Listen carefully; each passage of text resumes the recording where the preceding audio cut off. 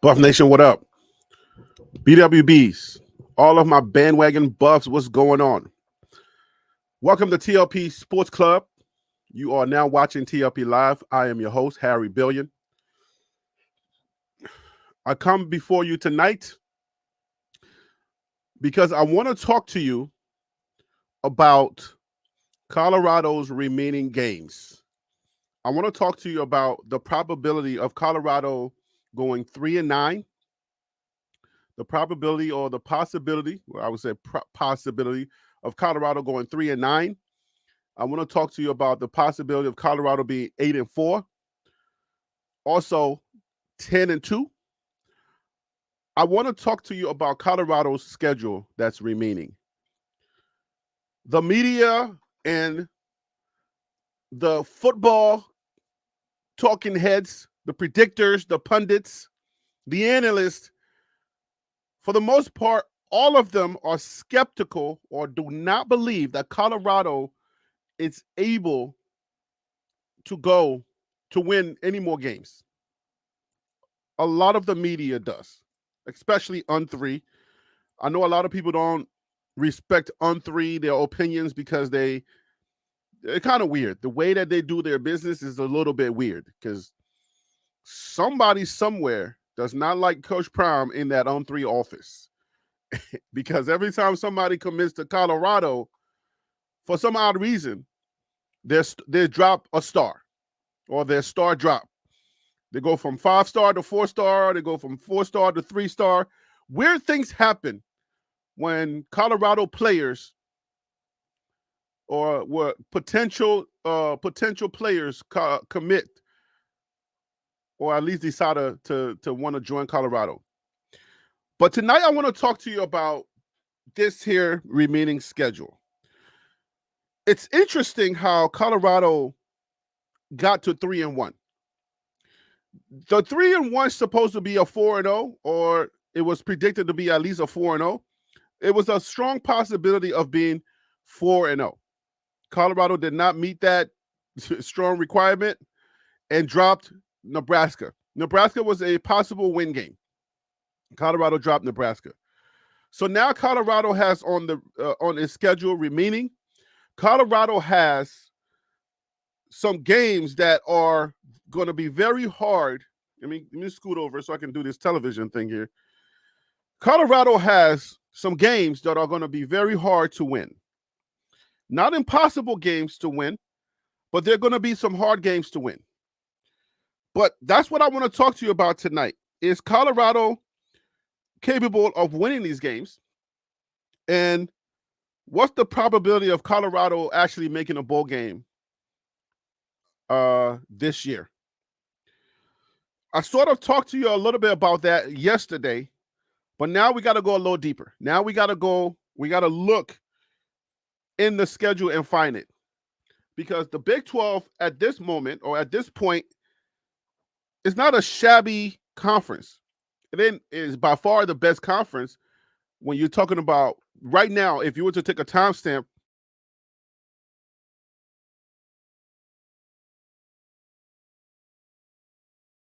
is behind the SEC, right? And then I would say the Big 12. The Big 12 teams are not doing so bad. But where does Colorado fit into this picture, into this Big 12 picture? If you were to take a timestamp right now, if you look at it, you would say that Colorado is one of the best teams right now in the Big 12 because Colorado is ranked tied for number one currently in the Big 12. We did win our first Big 12 game with Baylor, but where is Colorado as we look at it? When we look at the bigger picture, how is Colorado? What does Colorado look like? Is Colorado a formidable opponent week from week? Is Colorado one of those teams that you can comfortably say, yeah, they're going to play football and they're going to play it correctly, and you can hang your hat and say it's going to be a good game? Does Colorado have what it takes for you to be comfortable to make those predictions?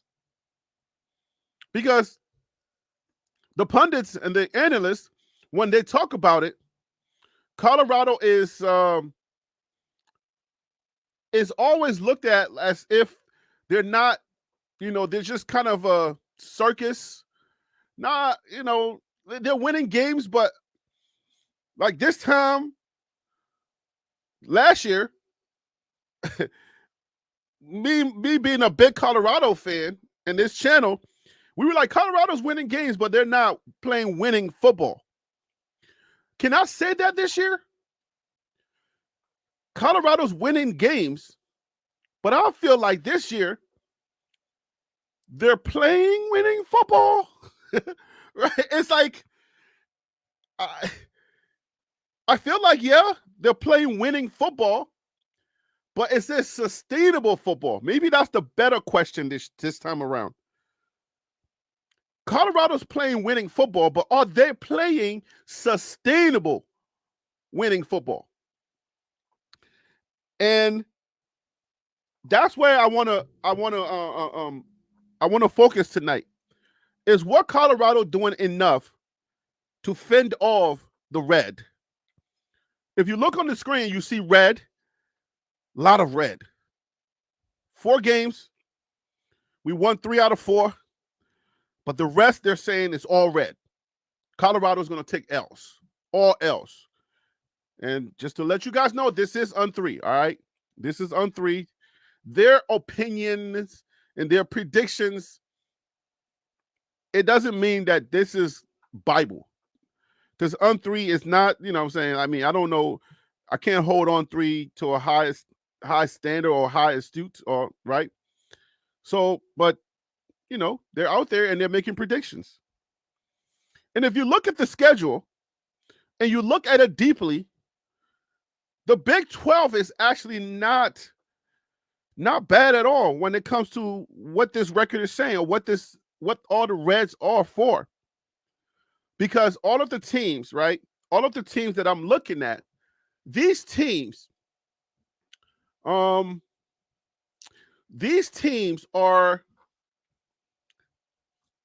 good opponents. So let's look at this one by one, because we did this in the preseason.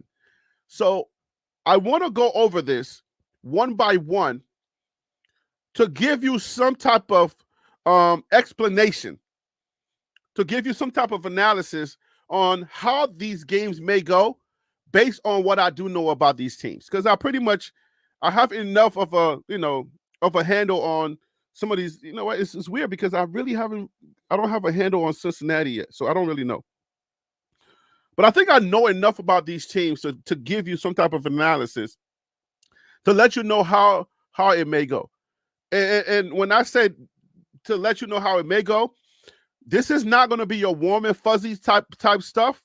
This is going to be that type of commentary that it has no strings attached. It's going to be like really football related commentary.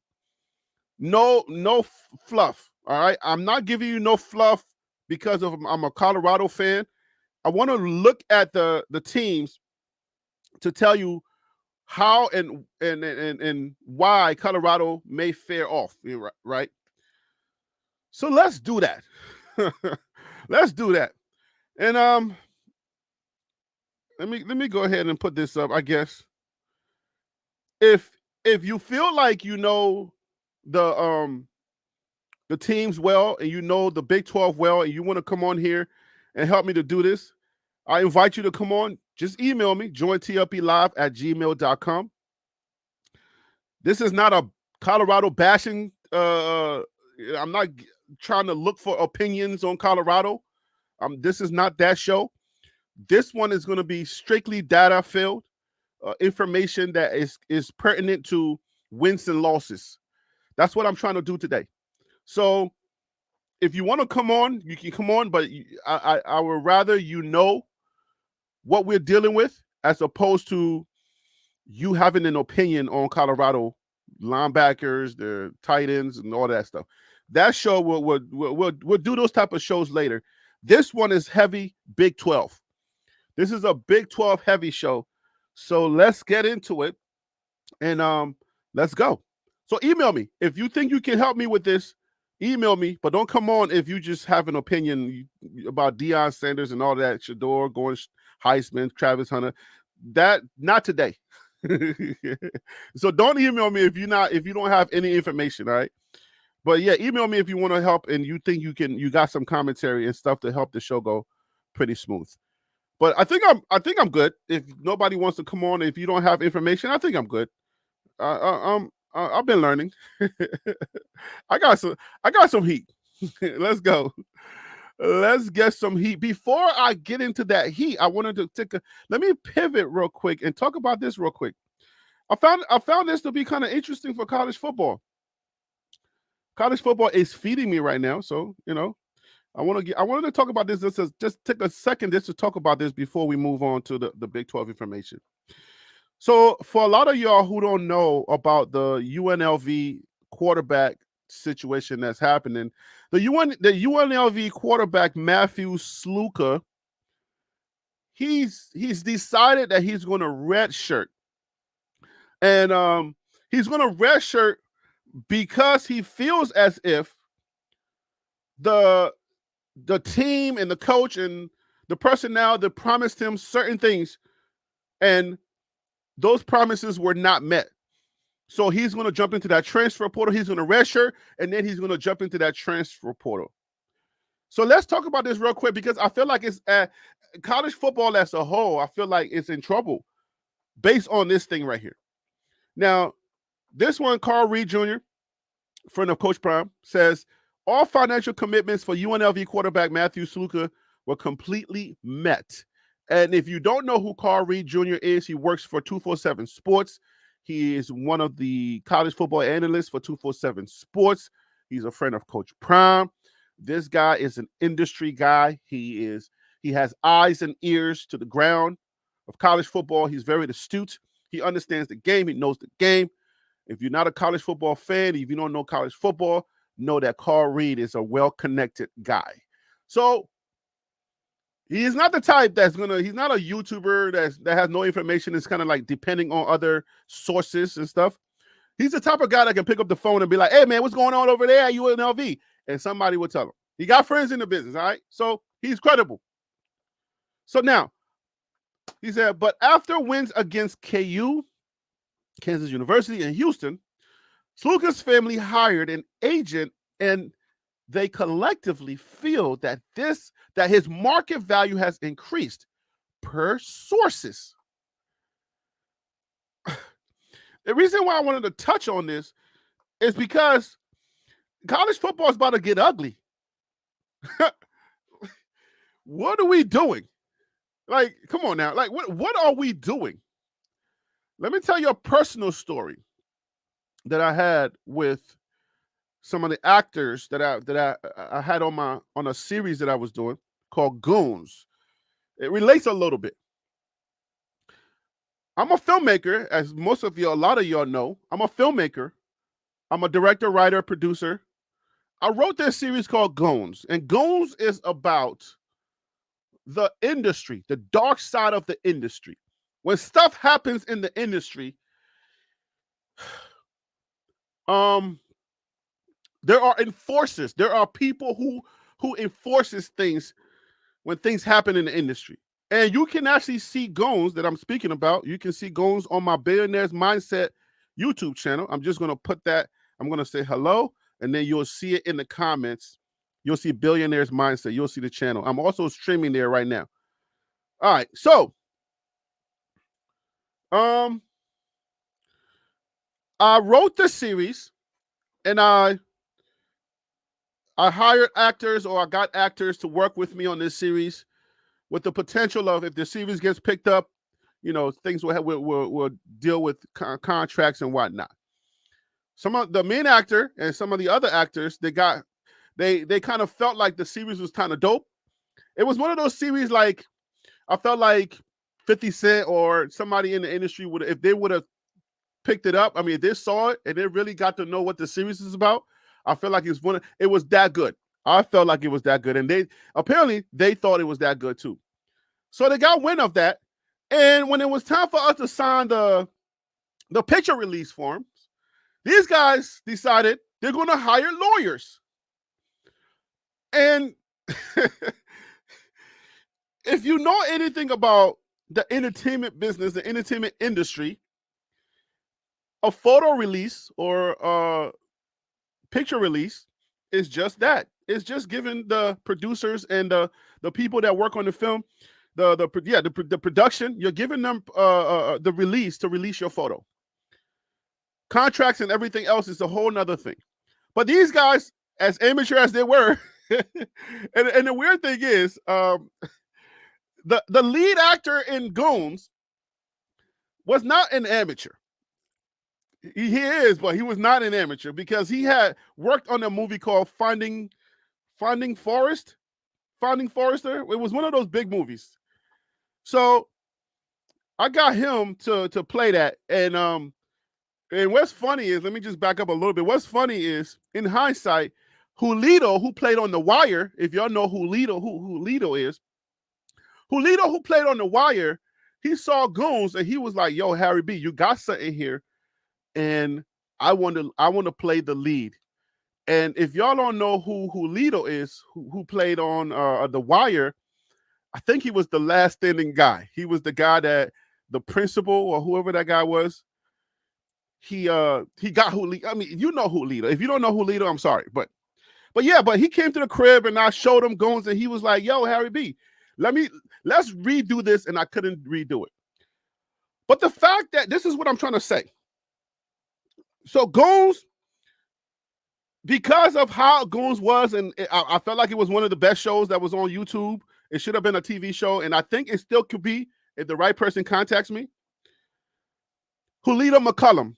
Yeah, Julito McCullum. If you guys just Google Julito McCullum, he was on The Wire. You would know Julito McCullum if you Google him, and you would know who I'm talking about. But yeah, I got a few guys from The Wire who actually were supposed to be in Goons, and they wanted to be in Goons, but I got connections. Anyways, I'm not trying to flex too much, okay? Forgive me. This is a sports show. But nah, it's the lead actor who played in Finding Forrest or Finding something. I think it was a chess movie or something like that. I'm not sure. But yeah, this guy hired an accident lawyer to look over the picture release, and he was like, "What? This contract is only one way," and I laughed it off because I was like, "You are so amateur." But how does this relate to this story about the UNLV quarterback, what is his name again? Matthew Sluka. Bruh, the thing about this is, family members can get in your way without you knowing. People can get in your ear and people can get in your way and mess up your whole situation. Life can life you if you're not careful. All right, and not in a good way. So, in the middle of the season, you hire a lawyer. Your family hire a lawyer because everybody knows about NIL now. You win a few games, and now you're going to hire a lawyer, and that lawyer, hopefully, is not an accident lawyer like this other joker I was dealing with. Hopefully, that lawyer is a sports lawyer that understands the game, that knows how football and NIL deals work and understand what's going on. But your family is getting greedy and they hire a lawyer. Again, let me just disclaim this. I don't know this guy and I don't know their situation. So I'm not pretending to take sides here. But if what I'm reading here from Carl Reed Jr. about the financial commitments being reached and everything good, and then they hire a lawyer, then this assessment, I can levy this on this assessment, and I feel like it has some credence. But again, I don't know. I'm just speaking out of ignorance. Please forgive me. But sometimes people don't know what's going on, and then they try to make moves. So if the financial obligations were met, first of all, college football is doing this now. Like, college football is actually doing this now? Bruh. For college football to be here, right here, on this story that you're looking at right here, this story right here, for college football to be right here, we got a problem. Bruh. Hey, Holito, if you're out there, by the way, yo, hit me up. Last time I text you, I don't know who got your new number or who got your number. I was trying to rewrite Groans for you, but just hit me up if you hear me, Holito. All right? Because if this Deion Sanders thing don't work out, man, I need to get back in the film, okay? Anyway, so hit me up, Julito. Send me a message, comment under this video, and I'll see it's you. Be like, yo, Harry B, hit me. The number's still the same. We filmmakers, we don't change numbers because you never know when a job is going to come through. I've had the same number since I came to New York. So we don't change numbers, okay? So if you are old head and you remember me, you know I got the same number because the call sheet will still have your phone number on there, and you do not want to miss an opportunity. If somebody, by some odd reasons, by some odd osmosis, somebody picks up an old call sheet because they've been trying to reach you for years, they'll still have that call sheet and they'll find you off of a movie, okay? That's free game. About the film industry, I got a podcast or something coming, and we're working on it, all right? So stay tuned for that. I got something heavy coming. Some real heavy coming. But, okay. I think I just let that out the bag. I wasn't supposed to say that much. Anyway, whew, I'm working hard, guys. But, man, look. College football is in trouble, my guys. Like, what the heck is going on? How did we get here? How in the world did we get here? How did we get to college football where families are hiring lawyers in the middle of the season and telling the players to redshirt because they want more money? What the heck? Is this college football or is this the pros? And then you're gonna redshirt out of you. What? Okay, so let me put this. Okay, so let me make it a story. Let me write a story real quick because I'm pretty good at this. Like I told you, I'm a writer. All right, interior. Matthew Sluka's house. I think it's day or night. No, probably night because he goes to school in the day. So night. Lawyer, slum lawyer, slum lawyer. All right. Okay, no. Let me set up the line. What's happening here? The action. Matthew Sluka comes over from school to meet ex-lawyer. His name is Slum, to talk about opportunities because of his play, due to his good play on the field. Mom is sitting on the couch. Mom is pacing doing work because that's what mothers do. Mom is doing work. She's busy. She ain't got no time for this. Dad is sitting. He's sitting on the couch, anticipative. He's licking his chops. Matthew goes to the fridge, grabs something. Action. Okay, Matthew. Hey, Dad, what's up? Dad, what's up? Slum. Hey, Matthew, what's going on, my guy?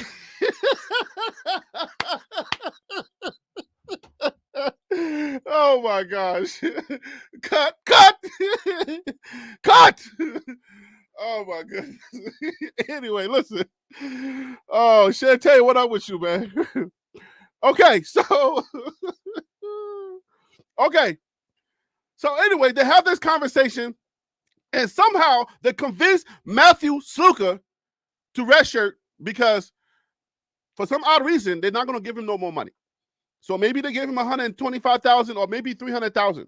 And his lawyer, after looking over all of the deals and everything they talked about and where his valuation is right now, and if you look at the play on field, the valuations change week after week. So they look at the valuations on maybe on 3, they look at somewhere and they see that his valuation is probably in the millions by now. And he could probably go anywhere and play as a quarterback. So now they're feeling lucky. But this is not how this works, my guys. This is not how it works. In contractual business, you meet the obligations, and guess what happens? You fulfill the obligation of playing, and then you renegotiate your contract. That's how the business world deals with contracts and negotiations. You don't come off and like while we're shooting goons on a red camera. We shoot goals and all of these things. For those of you who are just coming in who have no idea what I'm talking about, that was the setup in the story. I shoot my web series Goons, and then all of a sudden, when the actors are seeing how good it looks and how good it feels, and they feel like it's going to get picked up, because there was another show that I wrote. It was a cop show that I wrote that was also picked up, but the co-producer screwed me, and he wanted to have all full control, so I lost that one too. I'm telling you. If I was mad at God, I would have some reasons. I'm sitting in this chair and I'm like, dang, I could right now be a heavyweight in Hollywood. I'm not joking with y'all. Anyway, things happen for a reason. That's why I'm here, because I get to speak to people like Shantae and Larry Terry and Octavius Lee. I get to talk to y'all instead of being in Hollywood. I can take that. Okay. Enough crying. Breathe. All right. This is not how negotiation works, my guys. Like, bro, play the season. If you hold up and you do well and you come out, then you go you negotiate. You can jump into the portal and somebody will take you. Now you can show them your tape. But how did college football get here? This is weird, man. I don't know how college football got here. Oh, let me make sure I'm not leaving nobody in the queue. Okay, good. Let me just update my email and make sure.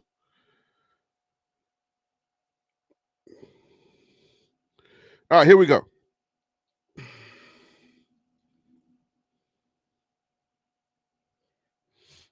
Sorry, my guy, I almost left you in the queue. Oh, yeah, I left you in the queue for a minute. Sorry. The email is not populating no more like it used to. Like I used to get instant push email. Now it's like it's delayed. But yeah, come on, let's talk about this. So Hollywood is a scary place, but I'm a man of faith, and my hard stories are not that crazy. I was offered drugs, but like cocaine, and I just turned it down. And that was it. I just said, nah, I'm good. Like, you know what I'm saying? Like, it was easy. It was like, do you smoke or do you do this? I was like, no, I don't do that. I'm not going to compromise my integrity for some white girl. Like, stop playing with me. She was like, you do that? I was like, no, I don't do that. That was it. Anyways, I got some other stories with Adam Sandler and DMX and all these people. I got a lot of stories. If y'all ever want to hear those stories, just say Harry B. Tell some stories. I never met Diddy. Okay. Anyway. Warren, what up with you, Warren? But how the heck did we get here with college football in this situation where people are red shirting because of money? This is not the first time this happened, right? You guys know that. But this is crazy. How did college football get here? How in the world are we doing this for college football now? So now everything that everybody's talking about, listen, if you take this route, right? Let's say you take this route, Matthew. You're doing well at UNLV, right? It was not predicted, right? You did well, and now you want more money, and now you're negotiating on a professional level. Okay, what happens if somebody bites and says, I'm going to give you the money that you require and come play quarterback for us? But they don't have the structure that UNLV has.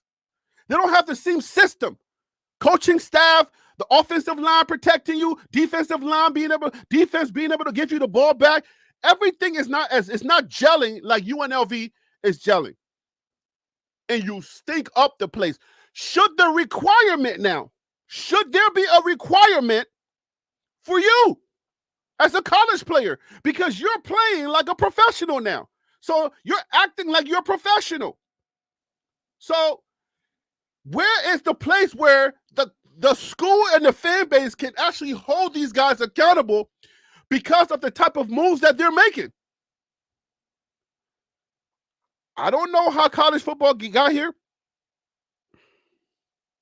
Yes, Warren, I got an open panel, so you can come on if you want to talk. I got the email right there. You can come on here.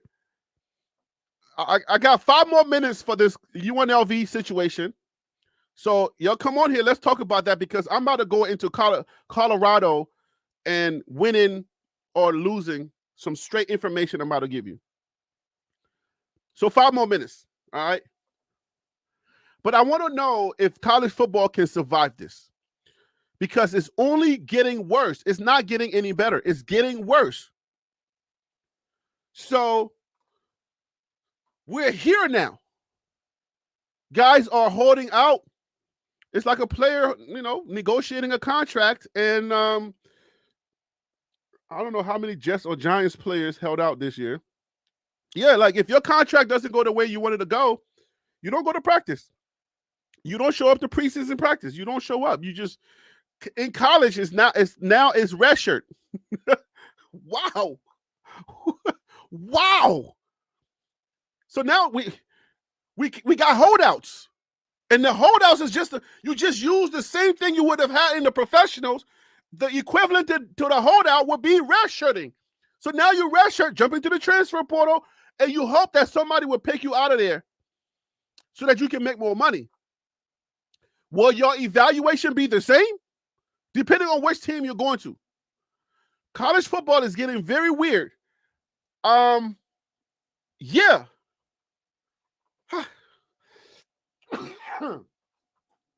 College football is getting weird, and I don't know where it's going. It's going to get ugly, though. I feel like college football is about to get ugly.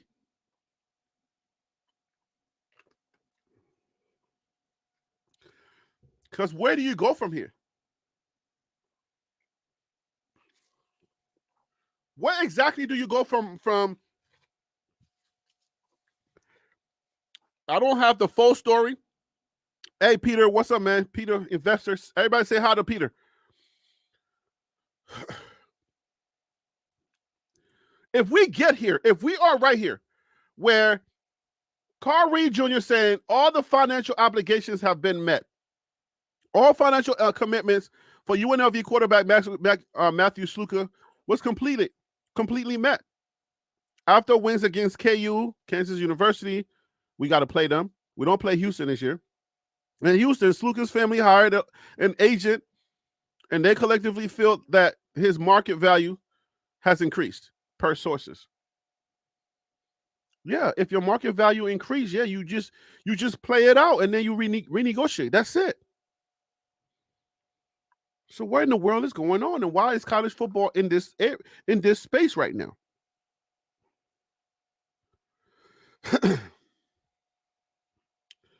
All right, Warren, let's talk about this.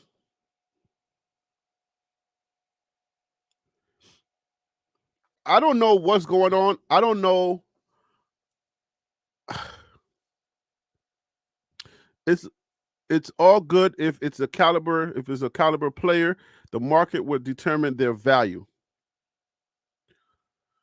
The transfer portal is not as sexy as people think it is. It really isn't. It's not that sexy. And then you gotta evaluate it correctly, because at the end of the day, where you end up may not be as, the grass may not be that green on the other end of where it is you're going. So there has to be a requirement of you. You're a student, so there can't be that much They can't excuse me. They really can't ask that much of you because you're a student. There are limitations on what students can do. So I don't know how in the world these companies or these people that are paying this money, I don't know what their return on their investment is. Are these kids selling Kool-Aid outside? Are they wearing certain things? Are they saying the name of these people who are paying them? I don't know. Warren G, welcome to the show, my guy. How you doing today, brother? Man, salute, Harry B. Can you hear me? Am I crispy? Yes, sir. Yes, sir. Man, I appreciate you allowing me on your panel, bro. One love, salute to you. Blessings to you and your family from the straight from the heart. Everybody in the chat, one love, salute. Please hit that like, subscribe, and share button. Let's get them algorithms up. You know what it is. For I'm ready sure. to go with you, bro. Let's do it. How do we get here? How did football, college football, will college football, let me ask you, the first question is, will college football survive this? Oh yeah, for sure. It's a lot of money being made. And so what got us here is greed. The sanctioning by the bodies that the powers to be was was making too much of a profit off the kids. It was not doing right by the kids when it comes to their financial stability. But they wanted the kids to think that all they had to do was do go to school, and that was good enough reward. But it's things outside of just the school, paying for books and everything, making sure you have a roof over your head, making sure you have a meal, that sort of thing. So some of these kids come from backgrounds where they're not financially stable to keep doing that, and they got greedy with it instead of making sure that the kids was taken care of in those ways, you know. And so that's why we're here. But the question is, do we survive this? And let me tell you why I feel like this is going to be it's going to be a battle. Because right now, in the movie industry, right? In the where I live at, in the entertainment industry, when you give money to a specific production, or you give money to a specific individual, you have requirements, right? You get Michael Jordan to be in your commercials. You feel me? Like Nike has Michael Jordan wearing their stuff. Nike has requirements that Michael Jordan must meet. All of this money that's coming out of NIL, as a student, there's not that much that you can do as a student, or that the companies can do with these players. But we're heading to a place where the requirements are going to increase and things are going to change. So where does it end when it comes to these players, and what a company or an individual paying so much money can require them to do? Well, There's no way it, this ends well. it may not. It's not gonna. It's gonna. However it end up. Um, I think you're gonna have to look at this more so now being professional type of thing. Now it's gonna be contracts. You're gonna have contracts with the players and agreements with the players, that sort of thing, or with their parents, however they go. But we getting that's where we're going to, where it's gonna be like more pro style type of preparing you for the pros. You know, like the what's the league? What's the name of those leagues that's before the pro? You can go just before you go to G leagues and stuff like that. Mm-hmm. Yeah, it's gonna end up being like that in college, just on a college level. That's where we're going with it. You know, where it end up at, I don't know. Okay. All right. So that's not what the show's about. Let's talk about Colorado. That's what I come And for. all right. So let's talk about Colorado. And what I want to say about Colorado, hopefully you can help me out on this. Um, Colorado is being predicted by On3 and others, right? I don't have a chart for others, but Colorado is being predicted to lose the rest of the games. And right now we got UCF is going to be 31 to 35, 21 to 35. K-State is going to be 20 to 34. Arizona is going to be 24 to 31. Cincinnati 24-27. Texas Tech is going to be 24 to 33. Utah is going to give us 31, 17 to 31. They might as well just say Colorado's not going to score. Um, Kansas is going to be 21 to 30. Kansas is not doing that well right now. And then versus Oklahoma State is going to be 24 to 35. That's how they currently have it as far as how Colorado is going to fare out for the rest of this season. And not to dodge your question, it just I guess it speaks to the volume of good football teams that we have in our conference, then, right? You can't have one or the other. You're either going to either have. I mean, if our conference is weak, which a lot of people are saying, then it contradicts that because that means that when we do beat them, then we beat some quality teams. Then can I No, say that's not that? how it Can I works. throw that in there? No, That's not it how don't it work works. that way. No, no, no, no. Okay, so it, these teams, it don't work. It only works the other are way. these so how you feel about the conference then? Let me ask you that question, if I could say that. You mean my position on the Big 12 conference? Well, okay, I don't know what happened to your mic, but my position on the Did I Big 12 fall off? conference is Did you hear my question? oh no, no. What you saying? Are Okay. you asking what is my position on how? What do I think about the Big 12? Yeah, about the whole the conference as a whole. Yeah, that's. I think the conference is ranked the third right now. This is my opinion. The conference is ranked third right now in college football. You got the SEC, you got Big Ten, and you got the Big 12. That's Okay, how it. and And this is primarily about football play, like on field football play. Right. That's what I'm okay, looking at. I'm not looking at anything. I'm not looking at like the numbers per se, right? Because if you look at the right, numbers, right. yeah, some of the commentators would say based on the numbers, the Big 12 could be number two, next behind the SEC. But I'm surely looking at football play because if you look at football play, uh, if the Big 12 teams go against the Big Ten or in any of the other conferences, I feel like the the Big 12 will play, but eventually will end up losing. So let's go ahead and look at this real quick.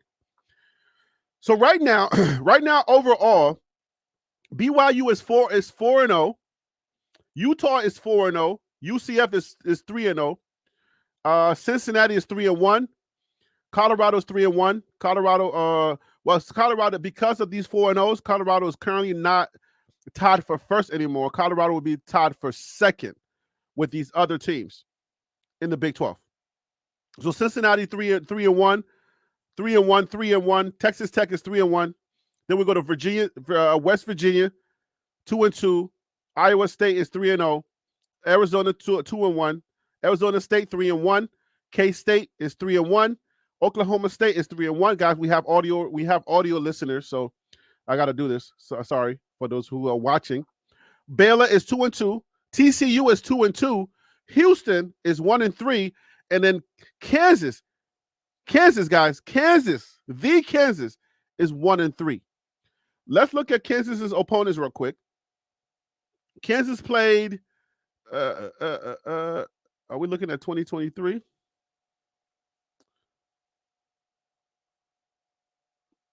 Okay. All right. So here we go. Kansas played Illinois. Illinois beat them. They played UNLV. UNLV beat them. All right. West Virginia beat them, and they got TCU on Saturday the 28th. Common sense. I'm coming to you in a second. So, hey Warren. So far, these teams that you're looking at: Illinois, UNLV, West Virginia. How strong So do you think these teams are? so help me. I'm not sure how strong well, I would say Illinois is a good team. They beat they went and beat Nebraska, that beat us. So I'm just using that method. I haven't actually really taken a deep dive in that game. That's fair. Um, um, West Virginia, they are always competitive. Mm-hmm. I'm not gonna say that they win more than they lose, but they'll give you a good game. It's And if always you going to be a sleep, good game. yeah, if you sleep on them, they will smack you in the face and take that W home, especially if they're on the road. Um, And then go home and talk to their cousin and say hello yeah, and kiss them on the. Anyway, I'm not I, going right, right, and I'm not sure about UNLV. I'm there. not sure about UNLV. But you have to TCU. I hear has a good quarterback, has a little decent team. But this is. Here's my. I want to just throw this at you right quick Hmm. before you move on. Right. Yep. So that last chart that you pull up where they got us losing the rest of the games. Yep. Kansas is in our schedule. Hmm. That's right. So and do you think that they're gonna lose against Kansas the way Kansas is playing right now? From the eye test. I mean, you see, look, it's all about matchups, right? It's about matchups. So we cannot judge it from their matchup.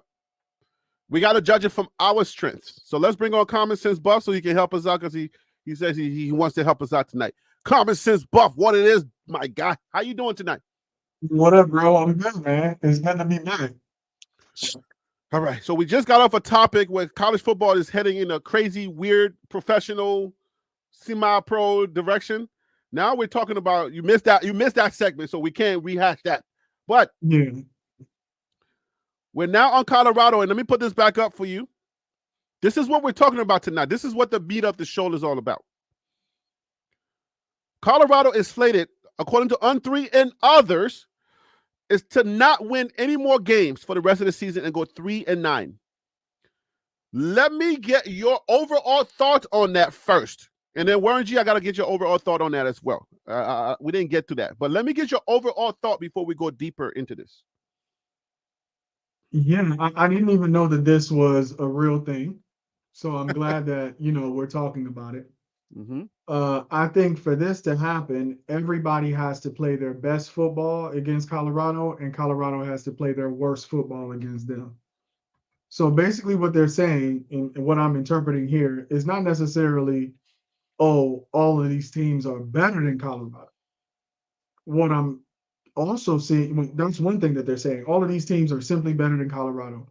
On top of that, when they play Colorado, they'll play their best football, Mm-hmm. right? So I think both those two things have to be true in order for their predictions to come true. So although I don't agree with it, I think that's what On3 is trying to tell us. One, these teams are better. Two, they're going to play their best football against Colorado. Right, and in the rain too at UCF because there's supposed to be rain, thunderstorms, or tornadoes that's supposed to come through, maybe hurricanes, right? Because we're in Florida. Anything can happen in Florida when it comes to the weather. But it's a weird thing that just happened. Everybody was saying, "Well, you know what? If it rains, Colorado is the dog if it rains." And Colorado came off and played a phenomenal game and won that game. So now we can't say that no more, right? But again, that's the same narrative that's been spun. Yeah, but okay, so let me play devil's advocate. I think if Colorado shows up in the rain and tries to play Colorado football, that might be true. But if Colorado or the football that we're used to seeing Colorado play, where it's heavy pass, if Colorado comes out and they play a balanced game, I don't see why that works against Colorado, right? I think they have to be very situational in the rain, and they need to surprise UCF because if UCF is preparing for a heavy pass attack, even in the rain, then we need to surprise them by being able to run the ball effectively. Warren G, let me get your overall thought about this list. Like, what do you think? Right, we're not playing the warm and Well, fuzzy game tonight. We're not playing that game. This is no are warm you and fuzzy. I want this to be the you, most you break it up a little critical, bit? It might be the me. most. Give me like your thoughts on this. Like, don't forget about how we like Shador Prime and the reality show is so great. We love it, right? Forget about that. What do you think Oh, about this list? I like those little small little shots there, brother. But we good. But let me say this, man. Look, they actually. I think the best thing that they're doing right now is leaving early Wednesday. Now I know they use the fact that it probably end up being a delay. They don't want to do that, but they do get a chance to get on the field or get in Florida's weather, get in. let that environment for a couple of days, wherever they gonna practice at, because they're gonna continue to practice until the Saturday game. As far as the weather's concerned, I don't know No, no, no, no. anybody I'm not that asking plays. you for. I just give me your overall thoughts on this. We're gonna go deeper into this. Just give me your overall Okay, thoughts on this list well, right here. I think that we can match up if we play our defense to continue to do what they're doing. We can come out of there with a W. Because I Okay. already know what my offense is going to do. I know that they gonna probably get a sack. Shador's probably going. I'm not gonna get into that part of it, but my overall thing is we can come out of there with a win. That we're not some pushover. You got to come and play. All right. Right. You're gonna have to come and play. Glad you And said that because this is what is seeming like just like common sense Buff was saying, and I'm glad that you changed the common sense Buff. I was gonna tell you that, but I'm like, that's a grown man. I'm not about to tell him what to do, right? I was just gonna suggest it, like CSB is not. You're not. You know what I'm saying? You ain't there yet, so let's put common sense so people can kind of like get used to the name. Then I came in with TLP, not like the Liberian. It would have been a little weird, but I'm glad you put common sense Buff back. I'm glad you made that decision. I support that. Besides that, but like he was saying, it's like they're disrespecting. I want to be very careful because people are going to come back to this video and they say, well, this does not age well, right? Because this is a thing that goes on in the internet, right? Because if you speak a certain way, you got to kind of speak in a way where you can come back and save yourself a headache. Because if Colorado does go out and lose all of these games, which is not, which I don't see happening, then on 3 looks like they know what they're talking about. But if Colorado goes out, wins 6 games, go bowling, and then add another one on that, then we all know on 3 for what it is.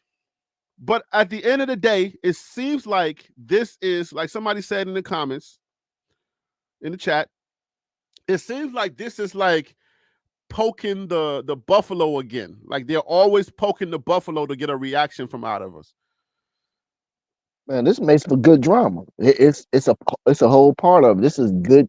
This is good publicity for the game. This is good hype for the game.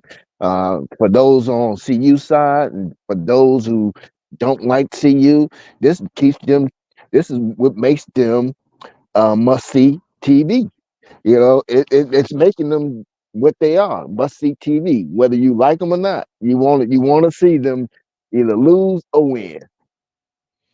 So, okay, now let's dig into the data.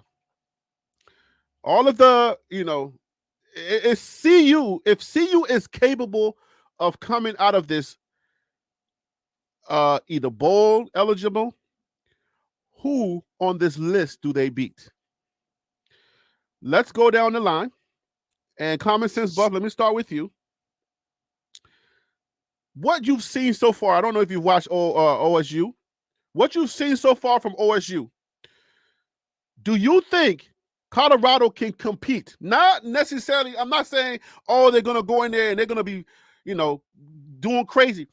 Can Colorado compete with OSU? Not how they played against NDSU, Nebraska, but if they continue to build on what the improvement that they showed at CSU and Baylor, and they go to UCF and win, I'll be prepared to say they're positioned to compete with Oklahoma State.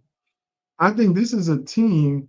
It's like, I don't know if you guys ever play sports, but everybody who ever plays sports understands that a team becomes a team the more they play together. That's right. So this team has played together as a team only 4 games so far, right? So if they started off rough against NDSU, they got the win. They started off poorly at Nebraska and lost. They played better at CSU. the defense definitely is getting better week over week, and the offense needs to start fast. I think if they win against UCF, I'll be prepared to say they can compete with the rest of their schedule. There's still a lot I need to see from this team, but that comes with playing together and trusting one another. I'm not prepared to say that today. After the UCF game, I'll be able to say that with Oklahoma State and teams like that. So Oh, is so Warren, is this the truest test that Colorado will have all season?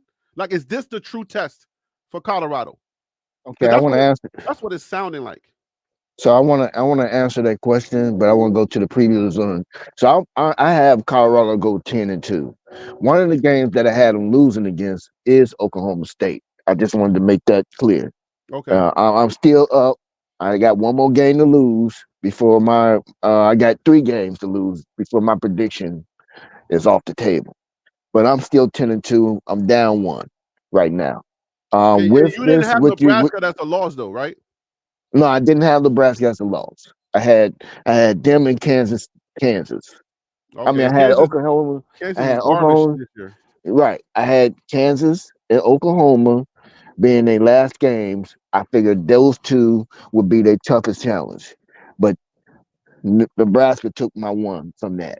So, and then So way are Kansas you is playing. sticking to the 10-2 or are you adjusting No, there? no, no. I'm sticking to the 10-2.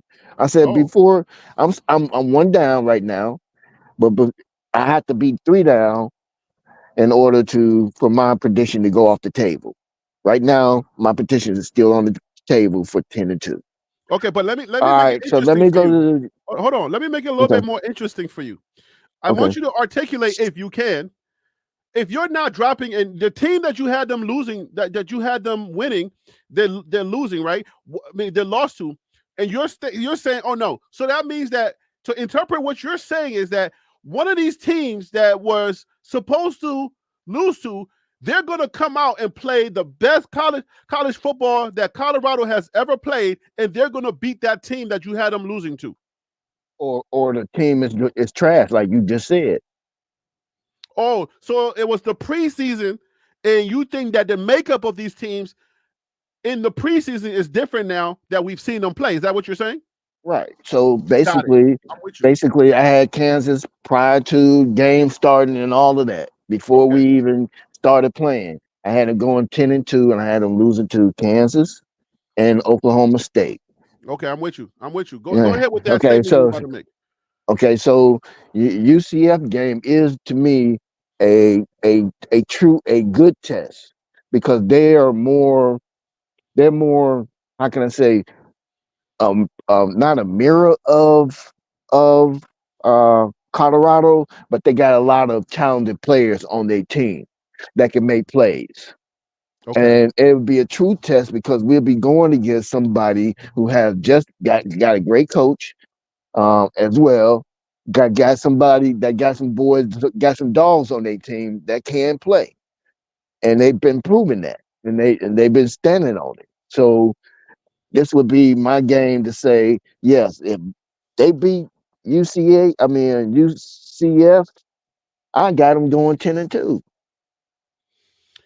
Shante in the chat says that CU learned a lot about themselves with the Baylor win. I second that because I talked about that yesterday. I think every game CU's going to learn and they're going to move up. But I think the people that don't know CU or that don't care about CU and are only stuck on the numbers, they're not going to be able to make the assessments that channels like myself and you guys being on the panel that we can make. But again, today is not the day of warm and fuzzies. I don't care about the warm and fuzzies about what they learned or what they didn't learn. But just to ask the question, does that matter?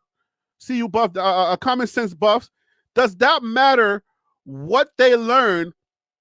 And can we dip our paintbrush into the warm and fuzzies a little bit and talk about that? Does that matter? Man, listen, it's because we're now into conference play.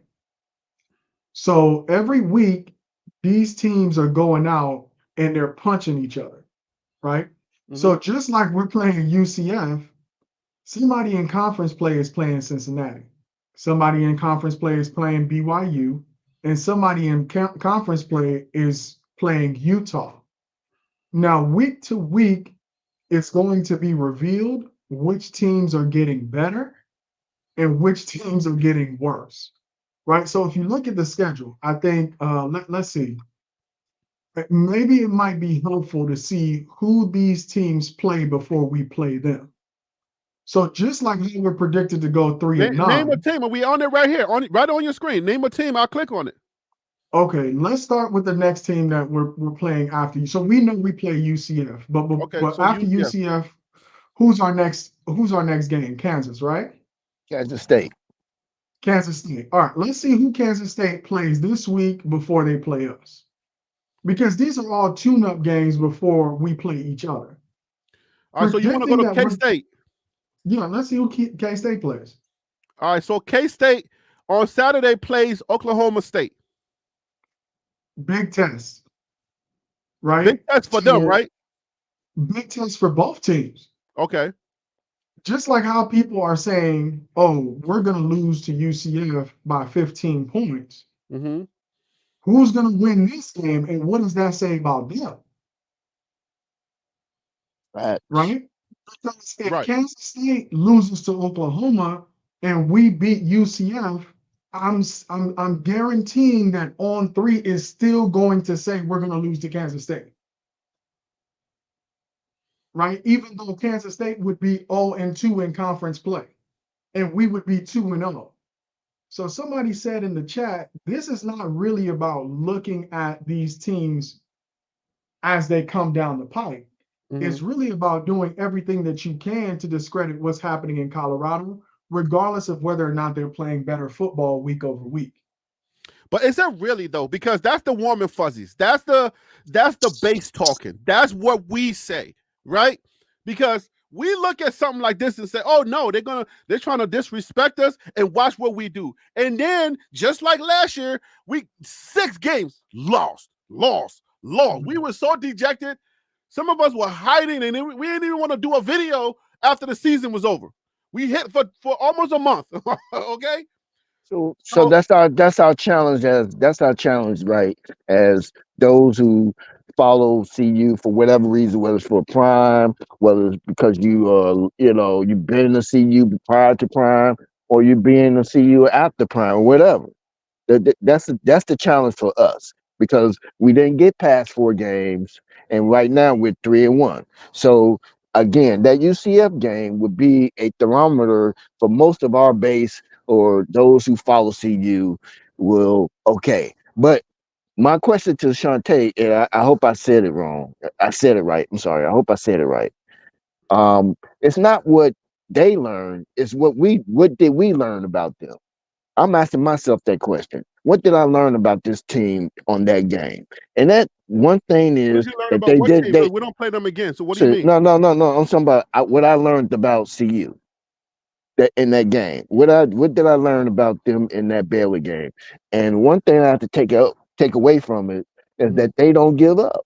They haven't given up, and they're not. It don't. It's not like we're looking at a team that looks like they want to give up. It looks like a team that's wanting to prove everything that they are, and that's a Well, that is good the place question to that I be. asked. That's the question that I asked because hold on. I was just asking. Hold on one Okay. second. Yes, sir. Yes, sir. This is what I wanted to know. If we start having this warm and fuzzy conversation, is that what? Because I don't believe that On3 has those conversations, right? On3 betting sites and Vegas and all these people, when they do their betting, and when they do their betting statistics, they're not thinking about the stuff that you just said, that what I said. They're not going to think about it. But does it affect football? And at what percentage does it affect wins and losses? The fact that they learn something and they're going to be a little bit better. Was that enough? Is that enough to sway UCF? That is the overarching question. Is that enough to sway the wins? Where do you think, right? And I'll give this to Common Sense Buff. Do you think what you learn about Colorado from the Baylor game is enough to say that they are tough enough now to handle those two tough running backs, those two tough quarterbacks with UCF? So there's a couple. So somebody said something about momentum, right? Mm-hmm. And playing together as a team, developing momentum, and having a belief that you're going to win. That's number one in sports. You got to go into every game believing that you're going to win. All right. But that's the warm and fuzzy. So, what did we Right, learn because if two about? teams believe they're going to win, then who wins, right? That's why it's I warm and fuzzy. agree. Right. I agree. I agree. So, what did I learn about Colorado? You're going to have to play Colorado until there's no time on the clock. That's what we learned in that Baylor game. That's what we learned. You're going to have to play this team. You can't say you won the game in the third quarter. You're going to have to play this team until there's zero time on the clock. You might have to play this team in overtime. That's Mm-hmm. number one. Number two, you're going to have to do what you do best and do it successfully, especially on the offensive side of the ball against a defense that continues to get better. So the one thing that I like about this matchup between UCF and Colorado is that we have an improving run defense against a team that's predominantly run. What I learned against Baylor is the area in the run defense that we need to improve, otherwise we're going to get killed, is on the quarterback running the ball. That's where I think we're vulnerable. Mm-hmm. So if you ask me a key to the game, we have to play great run defense, especially against the quarterback, right? That's what I learned. If we don't do that, the defense, it'll turn into a shootout. Basically, we'll have to outscore them on the offensive side of the ball, right? So let me stop there. I don't want to monopolize the conversation, but that's what I learned from Oh, you was Baylor. cooking, Two brother. You things. was cooking, man. Keep cooking. I'm cool. I'm Okay. enjoying it. All right. I'm preparing my stuff off of yours. So Give me one more. While Warren G prepares, let me prepare too. Give me one more so we can both prepare. Yeah, this is a 12-round fight. You're gonna have to fight all 12 rounds. You're gonna have to do what you do best, meaning you're gonna have to run the ball, run it successfully. So far, we've demonstrated that we can take running backs out of the game. You're gonna have to beat us with your quarterback. So basically, KJ Jefferson needs to have the best, well, not let me not call it his best game. He needs to have a great game against Colorado because he's going to have to put UCF on his shoulders and carry that team to victory. And number three, they're going to have to get Shador on the ground. Nobody is talking about the fact that anybody can cover our wide receivers. Have you heard on any show anybody say that whatever secondary we're going up against is going to be able to cover our wide receivers? That's 0 for 0. All they say is the only hope that a defense has against us is to get Shador on the ground. That's what we learned against Baylor. You have no hope against these wide receivers. Nobody in our division is going to be able to cover these guys. So those are my three things I learned in Baylor. Every Yeah, defense only strategy is to get Shador on the ground. KJ Jefferson is going to have to carry this team to victory, and they're going to have to punch for 12 rounds. and to kind of piggyback before I give it to Warren, Colorado's defense, his run defense, is coming into this game ranked third in college football behind Ole Miss and Alabama. This is just from PFF. I ain't talking no warm and fuzzies. I told you tonight is not the warm and fuzzy night. You can wait till Friday's live to do that. Those are real numbers, because if you were to say Alabama, you because of the name, then you would just say, yeah, right? You would just say, of course, right? Alabama. And then Ole Miss. You would take Ole Miss number. So if you take those two numbers, you got to take odd numbers. You got to take odd numbers too. Is that a good way to say that, common sense? About what? The PFF numbers. If you say Alabama is ranked number 2 in run stop defense, most people would say that's about correct. And if people also say Ole Miss is ranked number 1, nobody will argue about that, right? But it's the second that we say Colorado, that's when people have a problem with that. And here's why it's that knee-jerk reaction. It's, well, who did they play? Right? There's the assumption they don't even have to look at Alabama's schedule. Mhm. The assumption that it's Alabama, so whatever they do well means that they are that good. They don't even ask who the opponents were, Mhm. right? But if you mention Colorado because of one, it's Colorado, and two, because we're in the Big 12, the assumption is, and it's still early in the season, truly, we only have one conference game. People are going to say, well, that doesn't really mean much because they haven't played anybody, right? I think that's the issue that teams like Colorado, when they're ranked high in a particular category, people try to dismiss because they're always going to say, well, who did you play? I can say that about Ohio State. In any ranking, they have had the easiest schedule through the first three games that I've ever seen a top three team ever have. But nobody is going to say, oh, whatever Ohio State is ranked in rushing is not legit. Those teams just get a pass because of the legacy of their name, no matter who they play. That's right. All right, Warren G, what you got for me, my guy? Man, that was so much food, bro. I got kind of full off of that, man. You know how you eat so much you get sick, bro. You just want to sit back and just don't move. Yeah. I almost got sleep. You almost, You got man. the itis? Okay, You got the itis over yeah, man. That dude was there? Tommy. You was cooking it up, bro. Well, That's what I let me like. start you off with this though. Let me give them some stats because this is like we're dealing with strictly numbers tonight. I believe this is KJ Jefferson's stats from this year, right? We're 2024 completions 658. Well, what are we looking at? Let me make sure. Attempts 1,013. The completion percentage 65.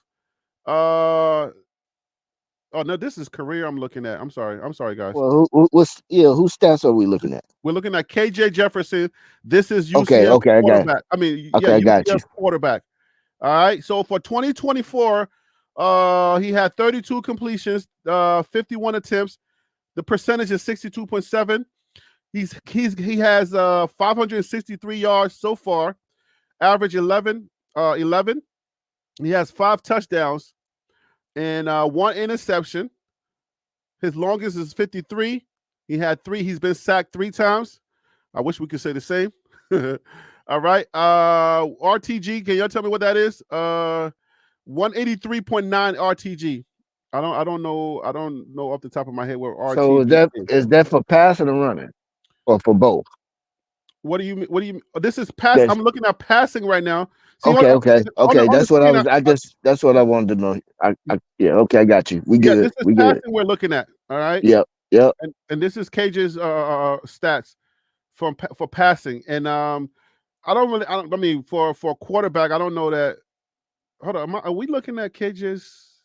Yeah, we're looking at KJ's stats, not just the team. This is not the teams, the team. No, let's see.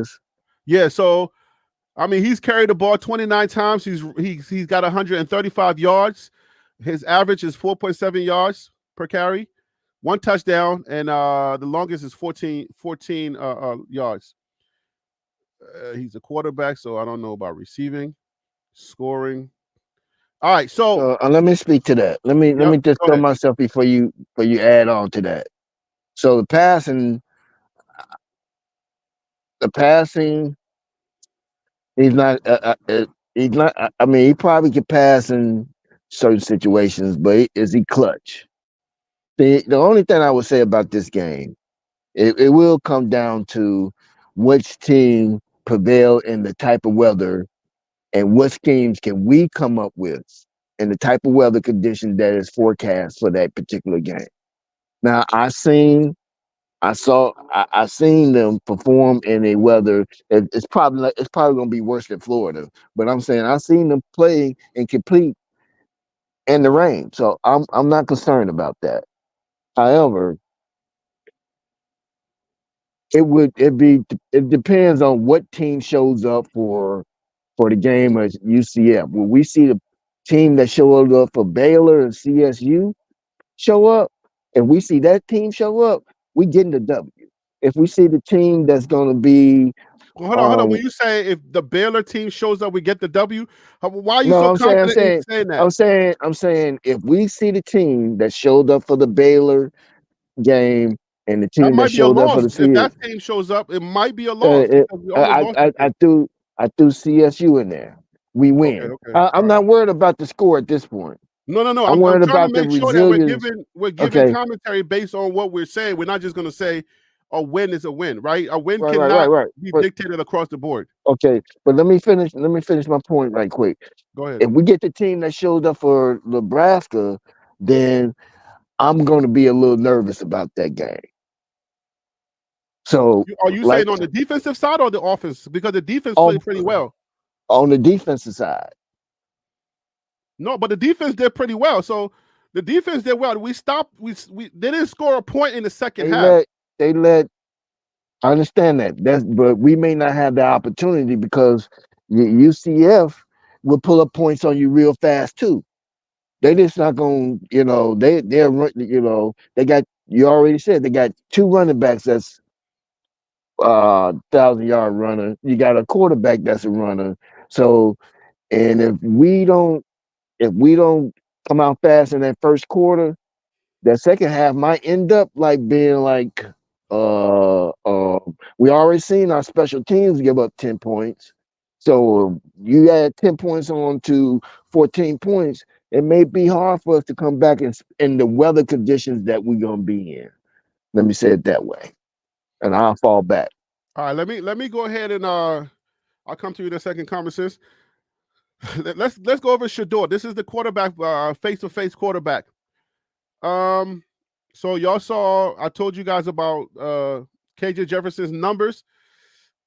Shador is 110 completion, attempts 162. His percentage is 67.9, yards 1,340. I believe that's against 500 some yards. So average is 8.3. Touchdowns, he has 11. Interceptions 2. Longest is 69 yards. He's been sacked 15. Good my Lord. He's been sacked 15 times already this season. No, but so I did an analysis on that compared to last year. Now, I'm glad you brought that up. So that's a segue for this. Look, we said that he got sacked 56 times. Oh, hold on, I don't want to go into the commentary yet. Let me finish the No, information first. Okay. And now his what is? Can y'all look up what RTG is? I don't. Anybody know in the comments? RTG run. I'll check it out for you. Something. It's 50. Yeah, I think that's his passer rating. That's his passer rating. But what is anything above 100 is considered good.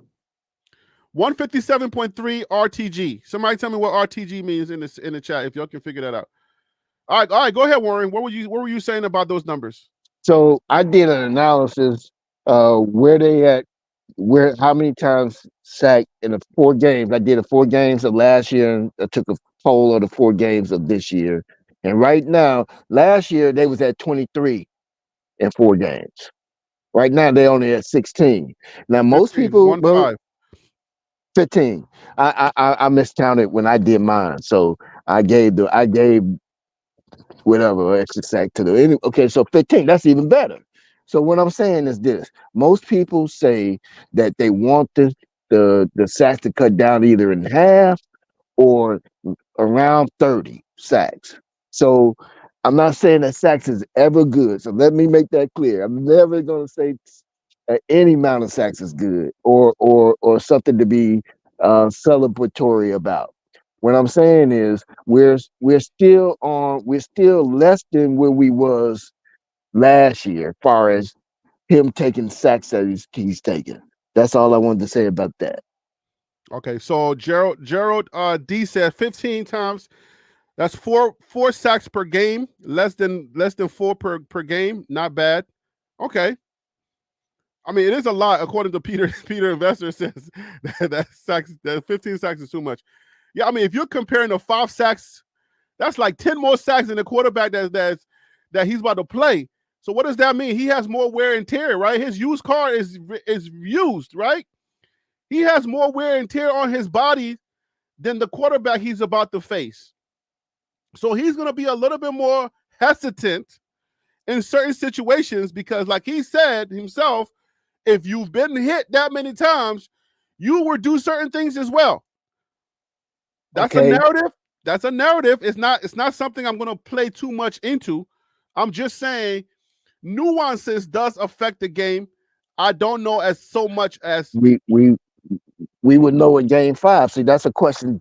That's something to be looking into. Has he come to the point where, with the toll that he's taken in, I mean, the things that happened to him, I mean, how many sacks he's taken, will that have an impact on game to on this coming Saturday? Would right. that be play Th- something? Would that play a song in his mind that, man, I'm tired of this, you know? And would that mess with his head? We have to see how It's mentally already doing strong that. it is. It's already doing that. He said it himself. It's already affecting his game. And some of us are picking it out. When we do the live game commentary reactions, like we can see that Shador is hesitating on certain things. Like before, he would not hesitate on. So Shador is definitely hesitating on a few things. And so yeah, it's affecting his game. But how much is it going to affect the game? This win, it's like adrenaline. I He think took 23 last. He took 23 last year. right, and then how did he end up? You see what I'm saying? Like that stuff, Oh it yeah, it right, wears on you, and then right. at the That's the end, question.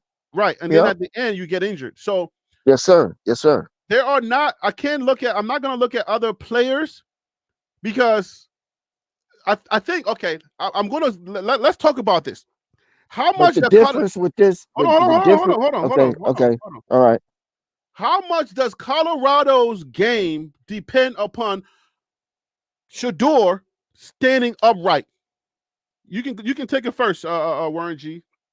Right. So it depends a lot on him being stand up. That's the whole reason why we went out and tried to improve our line, because we know that if Shador stands up, you give him time, he gonna cook you. And I just want to reflect back to comments. 3 key things that I think that will help with with the sack that we already taken. First of all, the team last year, there was bickering, there was jealousy, there was all these different things that was distracting them. And comment, I forget you named 3 key important things Don't that you. sip into warm and fuzzies. We don't care about that today. No, I understand that, but this is We I'm don't trying to care make about a that. point. I'm trying to make a point about this team. This is a different team to me. This Okay. team, this team rally around each other. They uplift each other, and sometimes that can push you over that mountain when you're a little bit sore. You know, the Marine drills, the drills when you was the Marines had them go through, and we was You're watching going that too kind of deep into the stuff. warm and fuzzies. Let's bring it back. Let's reel it back in. But that's You're not a going too warm and deep. fuzzy. Those Yeah, things, actually it is. when I You was know in the why? You know why military, it's a those warm and things fuzzy? mean a lot. Those things Let me mean a tell you lot. why it's the warm and fuzzies. That way you will understand we'll be on the Okay, same page. okay, okay, gotcha. Warm and fuzzies is the things that we look at, like the well love. Well, look at Michael Welch running, and then we get smacked in the mouth at Nebraska, right? So the things that make our team, that we get excited about our team, is not necessarily. I mean, there are nuances that affect the game, but we cannot take that and say this is going to do this for UCF. The Marine workouts, the altitude, those things are just little nuances that may be able to affect the game, but the people that are going to show up, is they going to be the same people that showed up in the game that they played at Baylor? Are they going to be even tougher? It can't be that same team. Let me just put it that way. It cannot be that same team, because that same team made a lot of mistakes and they left a lot of meat on the bone. So that team cannot show up. We need the team that the team that I need to show up is the team that learned from their mistakes. It's the team that got better from their mistakes. It's the team that understood, like, man, if we stick in there, just like Common Sense Buff was saying, the team that says, wow, we played, we didn't play to our best, but we learned something about ourselves. If we stick in there, then we know that we have a chance. So we're not a give up team, right? That team, I if that team in totality shows up, then we know that they at least are going to compete. But somebody said that UCF has also only had 1 sack. So what does that say about their offensive line? And Common Sense Buff, this one is on you. You talking about the Yeah, defense, right? They only got one I'm sack. You sorry, talking about the their defense? offensive line. What does that say about their defensive line? Sorry. yeah, I don't know because I think they're going to scheme differently for You sound a little, Shador. you sound a little muffled, Common. I'm sorry, brother. It may be me though. No, it's Okay, is try it now. me? Hold on, let me make sure I'm plugged Oh, in. you good now? You good now? For some reason, you good now. Okay, cool. So I think You, Bengals you, you defensive. You yeah. went back. So you went back. I don't know if it's the way you position or something like that, but Let me try this I'm right not here. now. You good for some Yeah, reason. when you touch the microphone, something happens and it gets clear. Yeah, man, I need to get rid of this scammer headset. I need to get a real headset, like what's his name said. I look like a You scammer. great Y'all now. know. You crispy. Yeah, you crispy You now. look like a scammer. Hey, yo, you see this microphone right here? Mm, This right here is a Rode microphone, and it didn't cost me that much. It's a USB microphone, so all it looks right. like a regular microphone. I just plug it USB-C into my computer, and bada boom.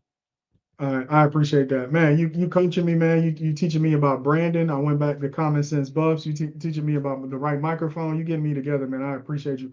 And Each big one shout teach out to one. We everybody all we got. who follows TLP Sports Club. Y'all have been running up the subs on Common Sense, man. We're coming up on 200 subscribers, so I appreciate everybody. Oh, we up. We about to So hit 200. what's your channel, Yeah, bro?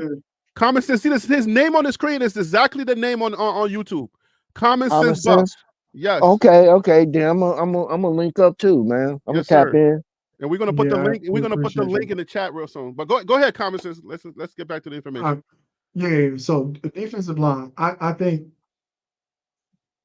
our offensive line has struggled. Everybody understands that, but they're better than last year, so it's an improvement.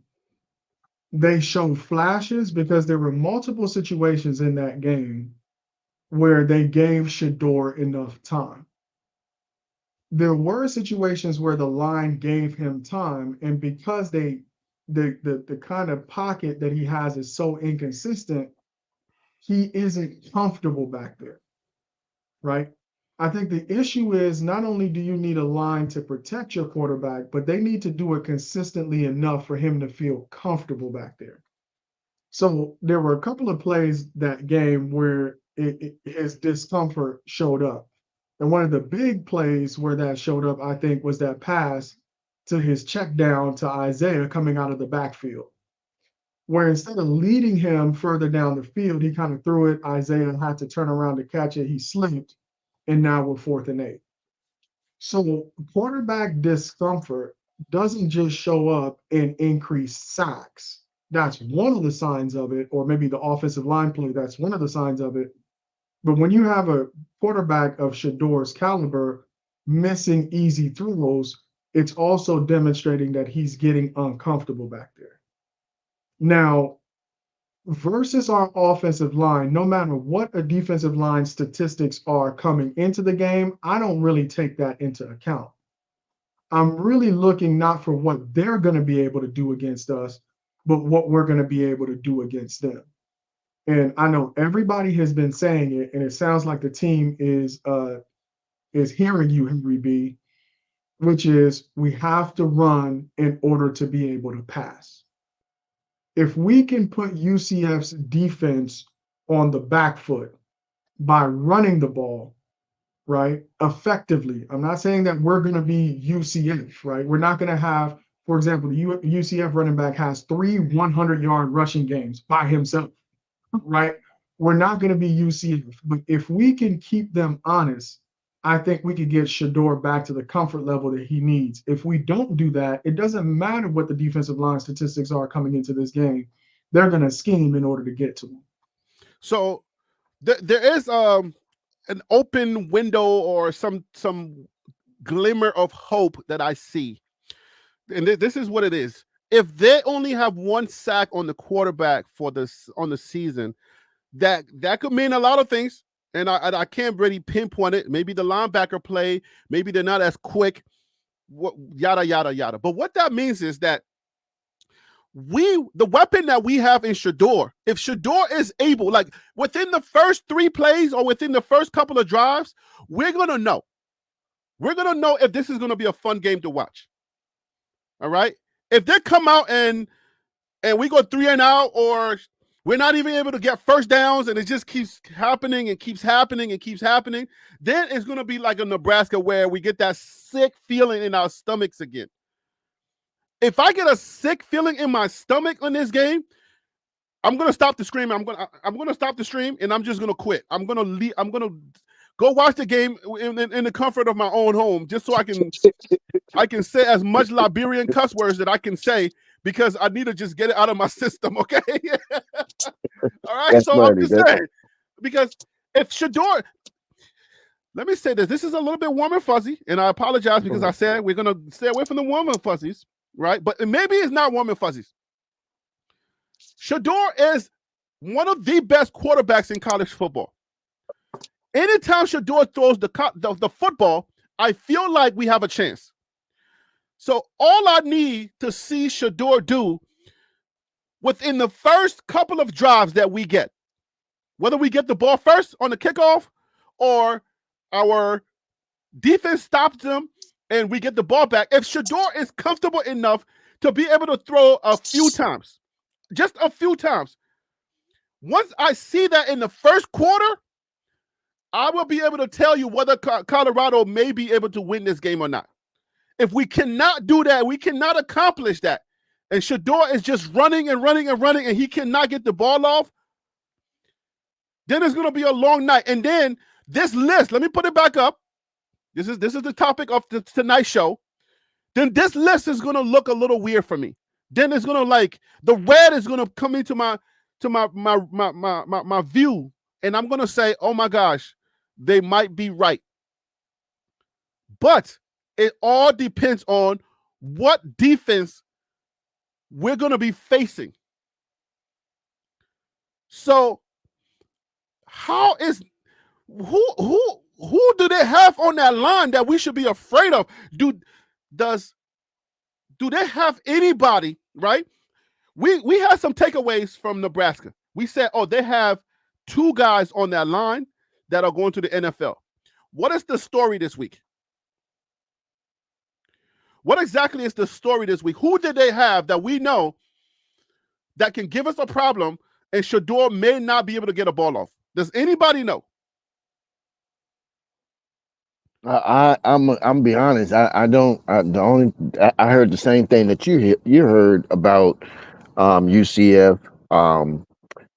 I think they play good complementary football. So they're not so good. They may not be heavy. Well, I think they faced teams. I don't know the kind of teams that they faced. The only team that they really faced was it Kansas State? Who did they win against? Who did they beat? It was somebody big. You talking about you talking about UCF? Yeah, UCF. We're talking about their defense now, right? Yeah. Yeah. So who did they beat? That was. Can you pull up their list again? It was a team that they. So okay, let me answer TH real quick. See, TH said, "Who did Baylor have to sack CU 8 times?" And I think this is great. I like this. You know why I like this? This is playing right into what I was telling you. That's not fair. That's not fair. Hold on, let me finish. Okay, because no, I'm not talking about you. I'm talking about what TK is saying, because remember Baylor was ranked number 1 in the conference. Wait. Let me finish my thought. You can get it. Okay. This is what I'm saying. Like, it plays right into what I'm saying. Exactly what I'm saying. The 8 sacks, we still won the game. So I don't think this is about sacks. What I'm trying to articulate is the fact that we can play. If we can compete, I'm just looking for us to compete. Let's say our offensive line is able to hold off whoever they got. Where who said that nobody? Somebody, I put up the comment. Somebody said they don't have anybody that they know of. Right? Okay. Art Meredith says they don't have anybody that we know is going to be that is so great that people have been talking about. There's nobody. I don't mind what TH is saying. I don't mind that. Let them get the 10 sacks or let them get the 8 sacks. If Colorado is able to throw the ball or Colorado is able to compete, not like an Oregon or not like a Nebraska, like just able to just get the ball off, then I will stand by my comments. I will stand by my guy, which is Shador, Coach Prime, and our guys. That is the thing that I'm looking for. That is the barometer that I'm using for this season. Because we have weapons on the offensive line. We have weapons in Shador's arm and his thinking, his ability. Sometimes he messes up. Everybody does. But I will stand by Colorado on this list right here, guys. On this list right here, if Colorado is able to compete like we competed with Baylor in the rest of these games, On3's in trouble. And the reason why I'm saying that is because of the weapons that we have. Thoughts, please. Yeah, so I think you have to understand when going into that game, Baylor was considered highly ranked team on defense. Their defense was really stout and really good to the up to playing us, and they came to play. Most teams that come to play CU because of the views. Let's just not even say it's about the team, but because of who the eyes that are watching, it's a good opportunity for opponents to come in and make a name for themselves too. So they're gonna give you everything they got, and they're gonna put a little extra on it. So whatever it is that they got, they trying to times that by 10. Baylor was considered a good defense team, and I still think that they're a good defense team. We just in the later rounds of the fight, like we said, it's 12 rounds. They just ran into having to compete like that on a consistent basis, dealing with the wide receivers. And finally, you know how you get in these boxing matches. Some of the matches, it takes you to the ninth round before you start to really break the fighter down because he's a tough fighter. He comes to compete. And you're gonna see that in a lot of your CU games. That eventually we're just gonna wear them down, and they don't have enough corners to stop all our corners. You know, they put three guys on Travis. Three. On They that had Hail they Mary pass, yeah, they all went over to Travis. That's how Wester was able to catch that ball. yeah. And All right, so so let's give it to Common Sense Buff. Let him give his thoughts on okay. that. On that. Yeah, I think, without getting into the warm and fuzzies, I think what everybody does is whoever we play, right? Doesn't matter who they are, they're going to be able to execute their game plan, and CU is not. That's the starting point of all these conversations. No Mm. matter how bad the team has played up until now. When we play Kansas, it's not going to be the Kansas that's already lost 2 games. It's going to be the best Kansas you've ever seen in your life. Every part of their game is going to be working when they play CU. Mm-hmm. But what we have to remember is when we're playing UCF, the rest of that schedule is punching each other in the face. They're playing each other too. It's not like we're playing a video game and all these bosses are just waiting for us, right? With their special skills. They have to go out. They're not even thinking about Colorado at this point. And if they are, is because there's so much hype surrounding Colorado. The fact that On3 is already predicting the rest of the schedule when these teams have other teams to play, it means they're probably running out of news that's worthy to be clicked on. Let's be for real. Are you talking about Colorado is playing UCF and we got Kansas State playing Oklahoma State, and what they can talk about is Colorado's schedule? That's the biggest matchup in the Big 12, those two teams, right? So let's set that aside for a second. This is football. You got to play these games 1 week at a time. Mm-hmm. What we have to do, and what I like about this matchup, is that we're the third ranked defense against the run. We're playing against the top running offense in the country. It's mano a mano. Let's see who's going to win that battle, right? Now, what we can talk about is why some people think that UCF is going to be successful against our defense. And then I can counter argue that while I think our defense is going to be successful against their offense. But to put it in a way that just says UCF is going to be able to do whatever they want in the running game against us, I think that's ignoring what this defense has been able to do and the improvements that they're making week over week. Yeah, and I agree to that, and I want to second that because one thing that we also got to think about is what common sense Buffs just said. Like, okay, so are we saying that Colorado either don't know how to throw the ball? Colorado does not have wide receivers that can catch the ball. Colorado has no cornerbacks that can stop anybody. Colorado has no run defense that can do anything. Is that the case? We know by the record that is not the case. We know by the other games that we've played that is not the case. So just piggybacking on what he's saying, it's like, yo, these guys are going to execute everything that they came to execute, and Colorado is going to fall flat on their face without being able to execute anything. Because everything that they want to do, they're going to force their will on us, and we're not even going to show up. Now, Colorado has played bad football like that, but at this point, do we think that this is the Colorado that was at Nebraska? I'm under the impression that Colorado would beat Nebraska right now. This is just how I feel. I feel like if you line up Colorado against Nebraska right now, I strongly feel that Colorado can beat Nebraska right now. Because we would know what they're trying to do.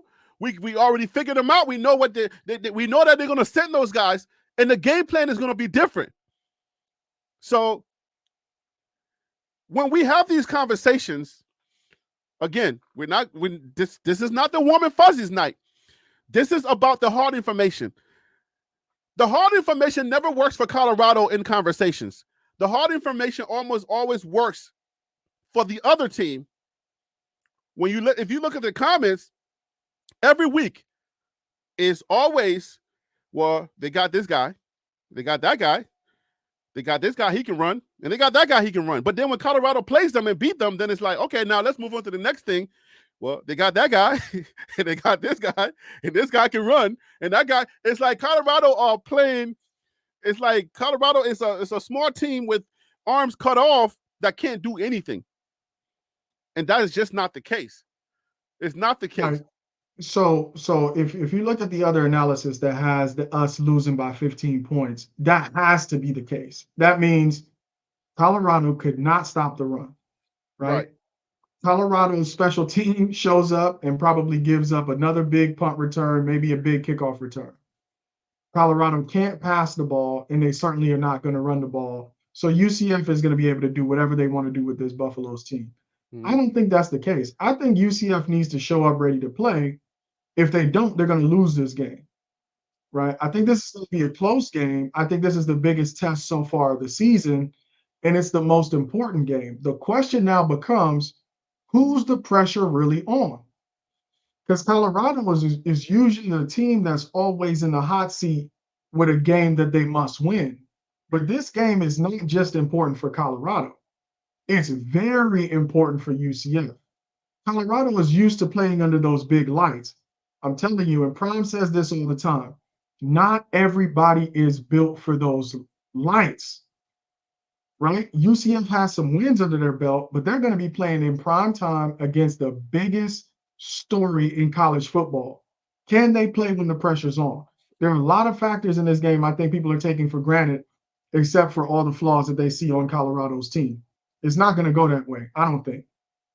All right, Warren G. So we're a little bit deep into the warm and fuzzies, right? Because we don't necessarily know about how the bright lights are going to affect UCF. I mean, this is Florida we're talking about. It's not like some small old town, right? Florida got some big things going on in Florida, and Florida football. Their high school football team, their high school football are sold out football. So Florida is not a small little town when it comes to football. Florida actually is one of the biggest places to play that gets people into the NFL. So I don't know about lights and all of that, but what I do know, Warren, is that Colorado is not going to just let people come up. You know, they're not just going to go to Florida and lay an egg. Your thoughts, please. Yeah, so let me speak on UCF in this way. UCF built their name from the ground up too. So they made a name for themselves. So I can tell you this: they're gonna be ready to play because UCF name is popping up a lot too, not only in our conference but on TV as well. I will say this: UCF also have a bye week, so they had an extra 2 weeks. They had an extra week of to prepare for us. So it's going to be a dangerous game. It is a must-win game for us. It don't matter how we get the victory, but it is a must-win game for us to really quantify or say this is what type of team we got in CU. So, is this a must-win game for them as well? Yeah, for sure. Because you have to understand that we have Coach Reese, who is a godfather in recruiting in Florida. I nicknamed him the godfather of recruiting in Florida, right? And we're going into their town, Florida. You know how many recruits is going to be there? Top recruiters from Florida that's going to be at that place, and they're going to be looking at both teams. Well, I mean, for those of y'all who don't keep up with everything Buffs, their recruiting session has been sold out. So, um, they, I didn't even know that was a thing. I didn't even know that they had a section called the recruiting session. But apparently, Florida's going to come out. Apparently, all the youth groups and the youth teams and the high schools and the middle school guys that play football in Florida, they're all coming out because they were sold out. They have sold out their recruiting section. All right. So the the area of Florida right there on your screen, there are no walk-up tickets. All right. Somebody did one of those thing and put Coach Prime on top of it. I just wanted to use this one. So their recruiting sections have been sold out. So that means that a lot of guys are going to come out. A lot of folks are going to come out, and they're going to try to. They're going to be looking to see this game. So before we get up out of here, if you're talking, your mic is not on. Don't be surprised if you see their recruiting session doing this. We know I who think they're that's what coming to people. see. I think that's what people We are know saying, who that they're coming to see. they're not coming for UCF. They're coming for Colorado. Bro, they're not coming to watch UCF, man. They're coming there so they can throw the AP up because they want to ice out their wrist too, right? They want to have Babyface Ray in the locker room performing, right? So let's talk about that a little bit. How recruiting is how Colorado's recruiting is affecting. I mean, Colorado's game so far it's affecting recruiting. After Colorado won the Baylor game, we got to commit. Um, so far, the way Colorado's playing is playing inspiring football, and I think that's what a lot of recruits are looking for. I think a lot of parents want to know that Colorado's identity is competitive. They want to be identified with a competitive team and rewrite this narrative that's in the media from other fan bases, because we're a joke. Okay, we are a circus. We're a joke when it comes to other people looking at us and really giving us an assessment. We're a joke to them. But Colorado is changing that. Colorado is changing the narrative by playing respectable football right now, and it's affecting recruiting now. Juju might be back in play. After Nebraska, we was like, Juju's done. We said Juju is not coming to Colorado. But after Baylor, Juju might be still trying to put his cleats on to lace it up for Colorado. What are your thoughts, Warren G? And then I'll go to Common Sense Buff. How is Colorado So my recruiting so being affected right now in your so my thing is this. I think it's bigger than just football for parents. Most parents, they want to know if their child's gonna be all right at the end of the day. They want him. They want him to take or she to take advantage of all their opportunities, but they want to know if they're putting their child in the right hands. And when these people or these recruiters go to see, or where these recruits go to Colorado, they see that family atmosphere. They see all the big names that's on the staff with Coach Prime, and that's intriguing to any person that's thinking about going NFL. So we ain't gonna lose no ground on that. I think game 5, our recruiting, when we win, our recruiters gonna go through the roof, because that'll be the game. That'll be the game to say we over that 400. We over that 4 game when we just won 4 games and lost the rest. You can't say that no more, because then we'll be 5 games in. We'll be 4-1, which is a lot better than last year. Which game? Because we won 4 last year. Right, but Not the we'll be UCF four game. one. But we'll win our 5th game. What That's what I game? mean. I'm The K saying this the this K this State game game? that's coming up. This will be our. I'm sorry. We had No, we had 4 games already, right? we're 3-1. If we win this game, it'll Right. be So it'll it'll be be four and four one. and one. Right. Right. Which means we played our 5th game last year. This time we won 4 games and we started losing the rest. So if we win this 5th game, or this fourth, no, this will be our 5th game, right? Am I right? Word is a little confused. Hold on. Let me help you out, my guy. Yeah. So we got So all Indy, right. So right now Nebraska. right now Yeah. we're through. Right now we're 3-1. Right. If That'll we be beat, 4 games. We played 4 games. we So beat UCF, is going to be 4-1. If we right, but beat, it'd if be we our beat but it'd K be our State, 5th game that we played, because if we last year we played our 5th game, we lost. That's when the wheels fell off. So if we win this 5th game, that'll give us a sign of relief. Okay, we got to our 5th game, we're 4-1. I'm happy with that. okay, I see what you're saying. All right, yeah, Yeah, but we beat K State. If we beat K State, now it's like okay, yeah, then I think okay, like you're saying, I feel like actually let me let common sense buff go, and then we'll get in, we'll end with the warm and fuzzies. Go ahead, Yeah, common sense.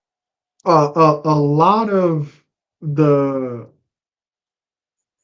I don't want to call it hate, right? A lot of the criticism that Colorado receives, and the reason why it's important for this team to go 3-9, is because if they go to a bowl game at a minimum, 8-4, which is what I have them as an outstanding season, Prime is going to clean up in recruiting, Mm, right? He's going to mhm. clean up in recruiting, and that's the biggest fear. It's not that Prime has the most money, because we know he's not going to catch up with these big programs. But does he put on a show? And who doesn't want to be part of the big show?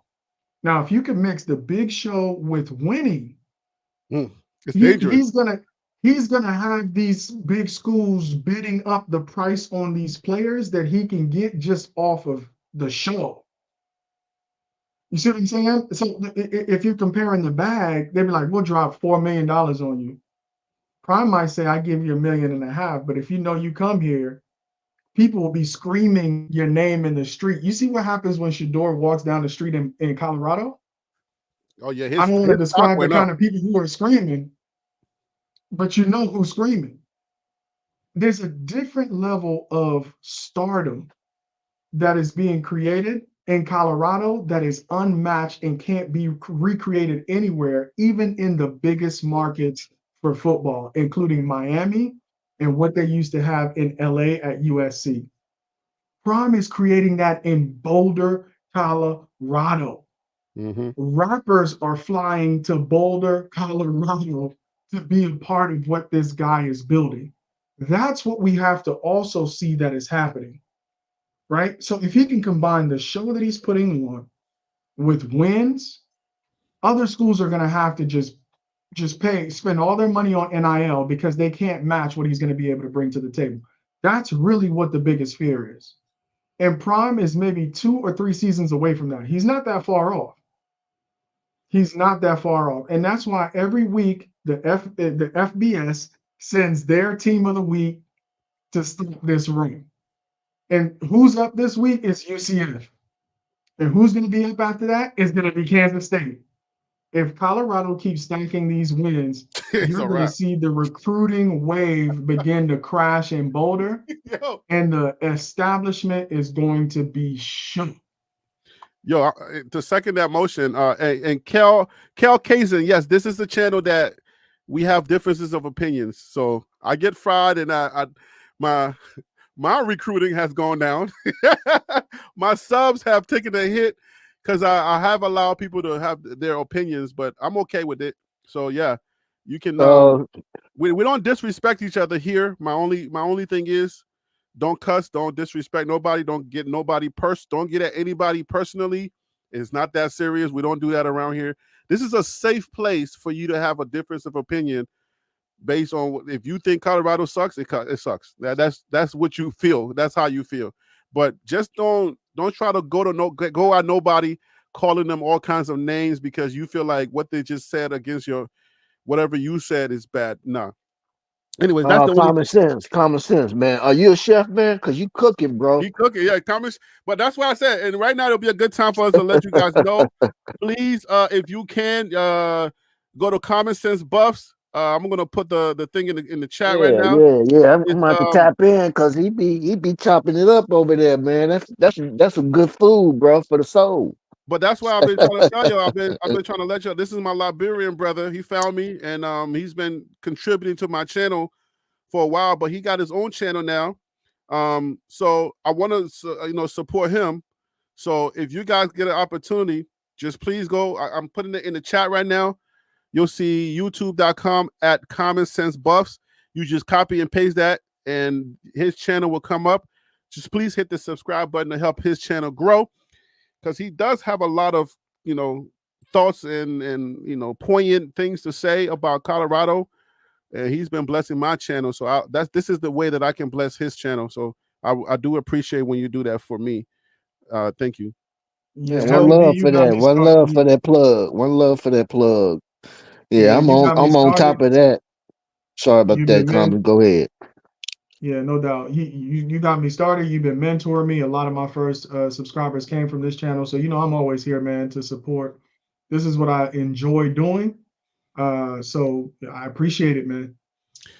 guys, I just want to let you guys know. Also, you're welcome, man. I want to let you guys know that I've been advertising it. I've been plugging it to let you know we're gonna be heavy Big 12.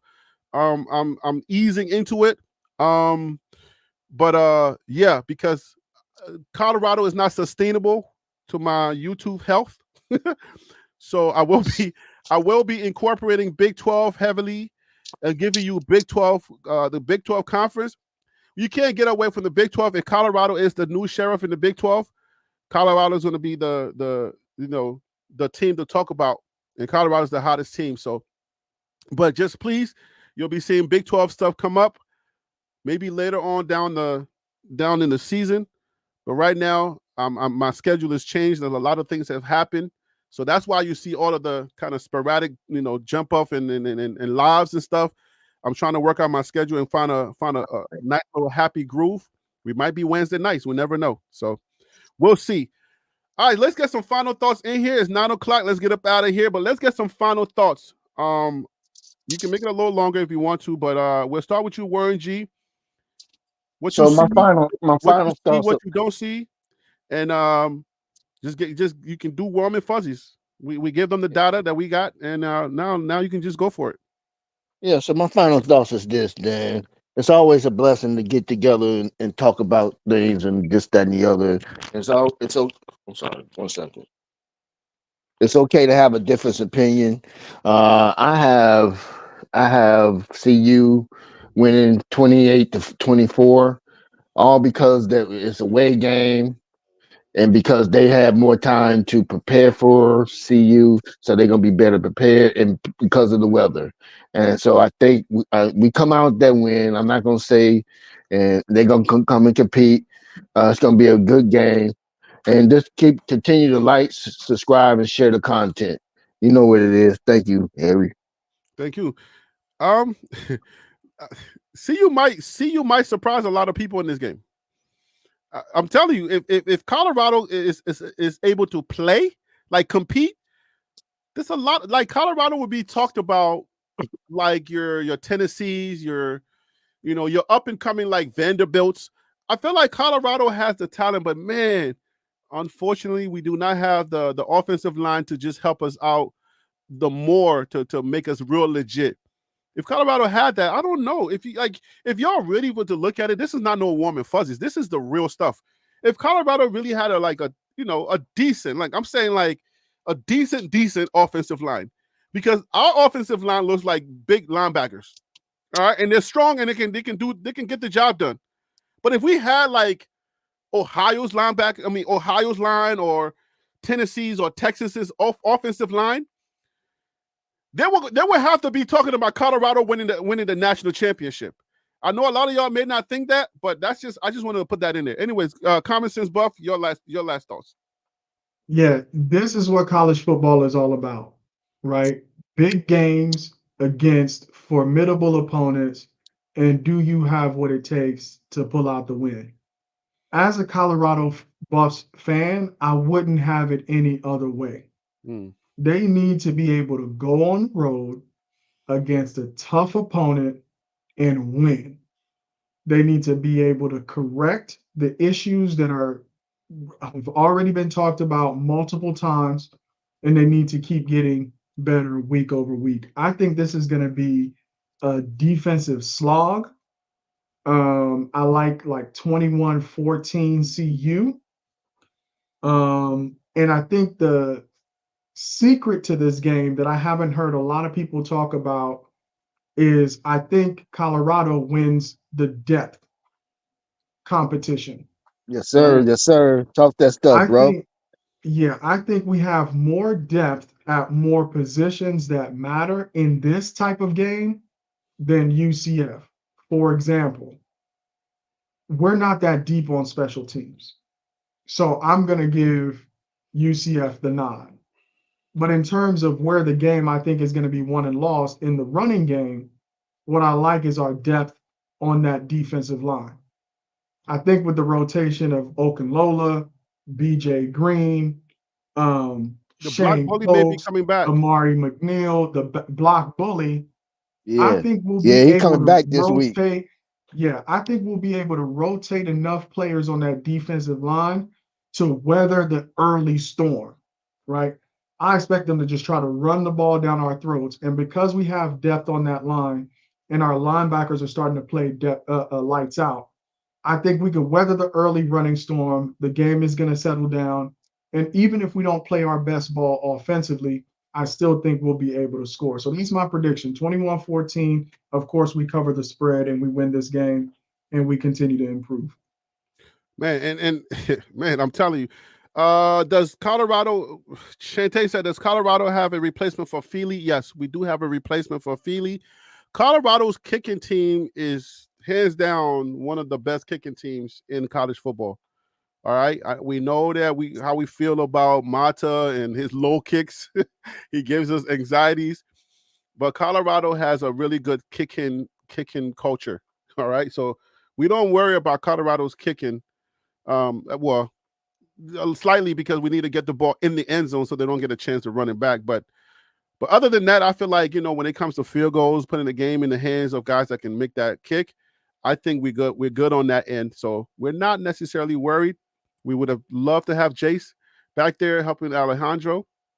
But I think that's what we got for you. But I'll leave you with this. I think Colorado has a great opportunity to show us again who they are. They showed us in Baylor, and I had a show and I said, hey, does Colorado need to define their identity? I think they did that in the Baylor game. Their identity was tough. They were resilient. I feel like they came and there was no let down in them. Nobody was sitting slouch on the sideline, giving all feeling like we lost, we give up. Because when you're down by the score that they were down, and in the fourth quarter with 10 seconds to go, everything in you would probably just be like, "Damn, bro, we're taking another loss." But they never gave up. So those little nuances, like Shante said, those little nuances, they affect the game and they affect your mental. It affects what you come into the next game or what you take into that next game. Hey, So Harry B. yeah, If I can I give a game changer to Omarion Miller, man? yes, sir. He changed the attitude of that game. He came in when his when his when he was called up to play, he came in and changed the dynamics of that game. When So he I when want to he shout caught out him. when he caught that pass and he had the IQ and the knowledge to say, I'm not down, let me not give up and let me get up and keep running. That's not something you take lightly, right? That's something that you say, oh wow, he had the wherewithal to know to keep running. And that was major for us because that changed the momentum of the game. That gave us life that we didn't have at that point, and it got us going. So Yep. and that's the thing about Colorado, that we got those type of plays in us, and guys are trying to show that they have it in there. So And they're going in it's not just Shador Hunter. It's other right. players that come in. I don't know, the '96 Bulls. It's just other players that can make an impact to the game. Dennis Rodman got on that team and made an impact to the game where it didn't have to always rely on Pippen and Jordan. I don't know why I used the Bull analogy, but hey. Yeah, you about to get us fried. I don't know. Don't do that, man. We're a Well, small I'm from channel. I ain't trying to lose. Chicago. I'm from Chicago, so that's who I grew up with. I grew up with them. We all grew up with Chicago, bro. We all Chicagoans when it comes to Michael Jordan. But I agree with who said it. So Omarion Miller need to be on the field regular. Okay, Gerald D. I agree. I think he's a star. I feel like he's a star, but he needs the reps to prove that he belongs. And these other guys came in as stars, and I think they might have the physicality, they might have the physique, but I think if you play that guy, he'll show you that he's a real star. And hopefully, Coach Prime recognized that in that game, in that Baylor game, and we'll give him the reps that he needs. But I think I Well, think Colorado has it. I, well, I, I J- well, shout out to Jason Phillips because he made the move.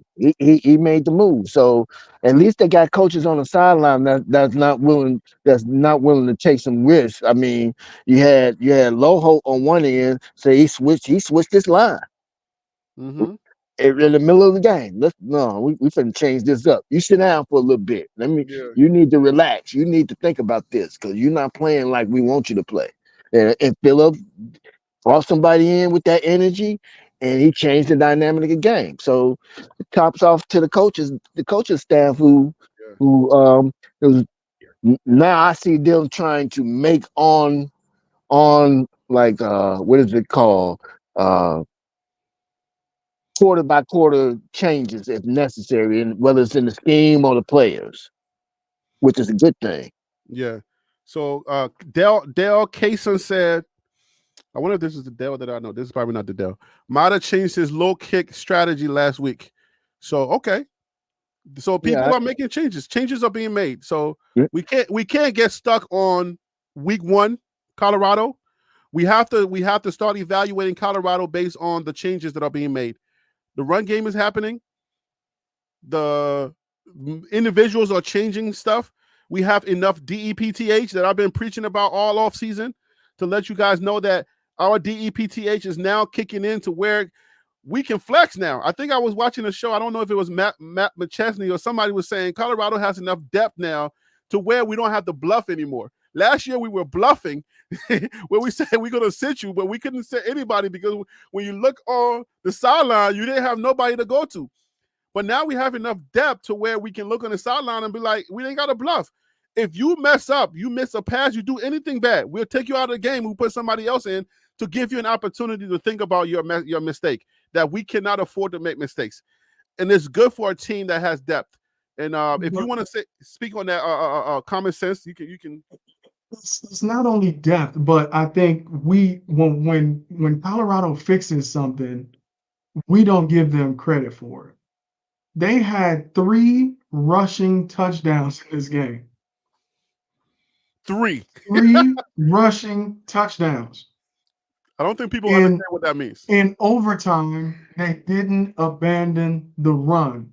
In fact, after that Wester catch, the run won them the game. Mm-hmm. What is happening with this team is that they're building on successes week to week. Don't be surprised if we come out looking like a stronger run team than we have prior to this. So there's a lot of things happening in Colorado that I think because we watched the whole game and in spots they look like the old Colorado, that it makes us only think of the negative plays. That's But true. if you think about the improvements that they're making, can you imagine when we lost to Nebraska and I was to tell you in 2 games we will have 3 rushing touchdowns? You would look at me like I was a crazy person. Like you were a But we have scammer. a game exactly just like my hand says. But we had 3 rushing touchdowns and nobody's even talking about it. We're talking about Wester's catch and we're talking about Travis's forced fumble. Nobody's talking about the fact that Colorado rushed for three rushing touchdowns. Because what would we do? When we get to that goal line, what do we do? Pass, pass, pass, pass. We're always passing. Pass, pass, pass. You see what I'm saying? So it's like, man, because we didn't trust the run at all. But now that we got a running back that can punch it in, that's more like a fullback. Like this kid is a freshman. How do you have a body like that coming into daggone college? Some of us are so skinny, like it's like our parents didn't feed us. But that kid is a big running back, and he can push that line if he needs to for those couple of yards when you get to the goal line. We did not have that before. Now we got that. So we got areas in our game that Colorado fans can watch the game in peace, right? We just be praying for them to just switch up because we know our offensive line more so than last year. Like I'm on that train where I'm just saying like, okay, our offensive line needs a lot of help. Shante, please don't come for me, okay? But we know what we got now. So if our offensive line is the weakest part of Colorado football, then we already know what we need to do. And all they got to do is just get creative. And once they get creative and just hold a few guys, I'm telling you, Colorado might surprise y'all with UCF. I'm telling y'all, I don't want to say it because I have a channel, but I just feel like Colorado has a surprise that is going to surprise a lot of y'all. Colorado's going to play in a way that college football, Paul Feinbaum, the SEC guy, people they're going to be talking and say, don't look now, but Colorado might be one of the better teams in college football. It's either going to be that or we're going to be talking like Colorado sucks after this game. Colorado sucks, or it might be the other way. I'm just saying. Harry B, before you close up the show, I sent you a link. It's a short little clip of that pass that what's the name made, man. It's an amazing. From a different view, from a different angle. And I don't know if you can show it. It's a short little clip where you see that pass. If it's from the network, I can't show it. No, it's not from the network. I sent it in your little back chat, your backstage. No, I'm saying, but is it from like Well Off or somebody? If it's from the game itself, then I can't show it. I get like $2. No. You take a look at it. It's not even 30 seconds. Take a look at it behind the scenes. I sent you. Yeah. I'll take a look at it. Yeah. You see that chick. Yeah, you'll see that play from a different angle. Man, that was an amazing throw, man. That was an amazing throw. Let's get up out of here, guys. Thank you so much for joining the show. Common Sense Buff, Warren G. I appreciate you. Thank you for helping me with the Big 12 information and with that information that we just shared with the fan base, guys. I will see y'all on Friday, unless I just drop. I just want to just pull up on y'all tomorrow too. It happens. Good night. God bless Colorado. Peace. I hate to see it because I am a huge fan of TB from JSU, but I agree with you, Gerald D. What did Gerald D say? Shante, Tyler Brown be replaced by Tyler Johnson, who's 6'5", 3. Oh, yeah. I see what y'all are saying over there. Yeah. I mean, Tyler Brown was you bench Tyler Brown now and you mess up his his NFL, whatever's going on with his NFL thing. So it's putting Coach Prime in a very tight spot. So yeah, because Tyler Brown has NFL aspirations, and I don't know for sure the reason. I mean, if Tyler Johnson or whoever the other guy is, I don't know his situation. I don't think that Coach Prime would just play somebody just because of that. But yeah, Coach Prime is in a tight spot, and you bench Tyler Brown right now, it'll be devastating. So hopefully they'll figure it out. Maybe like other teams, they swap people out, give them a fresh leg. So if you Geraldine, I say, Harry, I want to win, Harry. What do you want to win? What do you mean win? I want Colorado to win. Me, if that's what you're saying, I want them to win too, because I want to see Colorado. I want to see Colorado be respected as a football team. And if you want to win, so you're saying take out Tyler. No, I agree. I'm with you, but unfortunately, life is about relationships, and life has a lot to do with management of people. If I wasn't respectful of a lot of y'all wouldn't be here. You feel me? And I know what you come here for. So if I just turn my channel into a Big 12 channel and say, forget about Colorado, I'm out of here because I'm not making no money, then a lot of y'all won't support me. So it's about management of people, respecting people's time, respecting people when they support you, what they're supporting you for. So yeah, Tyler Brown is in that space with Coach Prime, and we gotta be careful how we deal with that. And he's put in a lot of work, and we're at the end of his career, and I don't know that we want to fumble that bag. We fumble that bag, is going to be bad for him. So I'm not telling you that that's what's happening. Maybe the other Tyler is not playing as well, because I don't think Colorado is going to be like just keeping Tyler Brown in just because of the warm and fuzzies. We don't know, but I know that it's a very sticky situation. All right. Tyler. Yeah, Tyler B has a great story. Yeah. The other Tyler, I don't think I have to look him up. I think I did the research already. I know these guys. Because every time we get a new player, like some of us would do videos on them. Some videos I didn't even drop because I just felt like it was too late. But if Colorado has it, then Colorado's going to play him. So if he's that good, like you're saying, go look him up. If he's that good, then they know that he's that good as well. and we don't know better than the coaches. As much as we think we do, we really don't, right? So they're not just going to be sitting that guy just because of the Tyler Brown fuzzy story. I don't think it's that, because they would just switch him out. Like, all right, let's bring this guy in, let's give him a look. And if he plays, he plays. So there's a little bit more there than you guys think. So I wouldn't take it too far to think that something nefarious is going on that we don't know. But anyways, guys, thank you for chatting with me tonight. I appreciate you. Have a great evening, and I will see you guys on Friday, unless I drop you on Thursday, which is tomorrow. Peace out.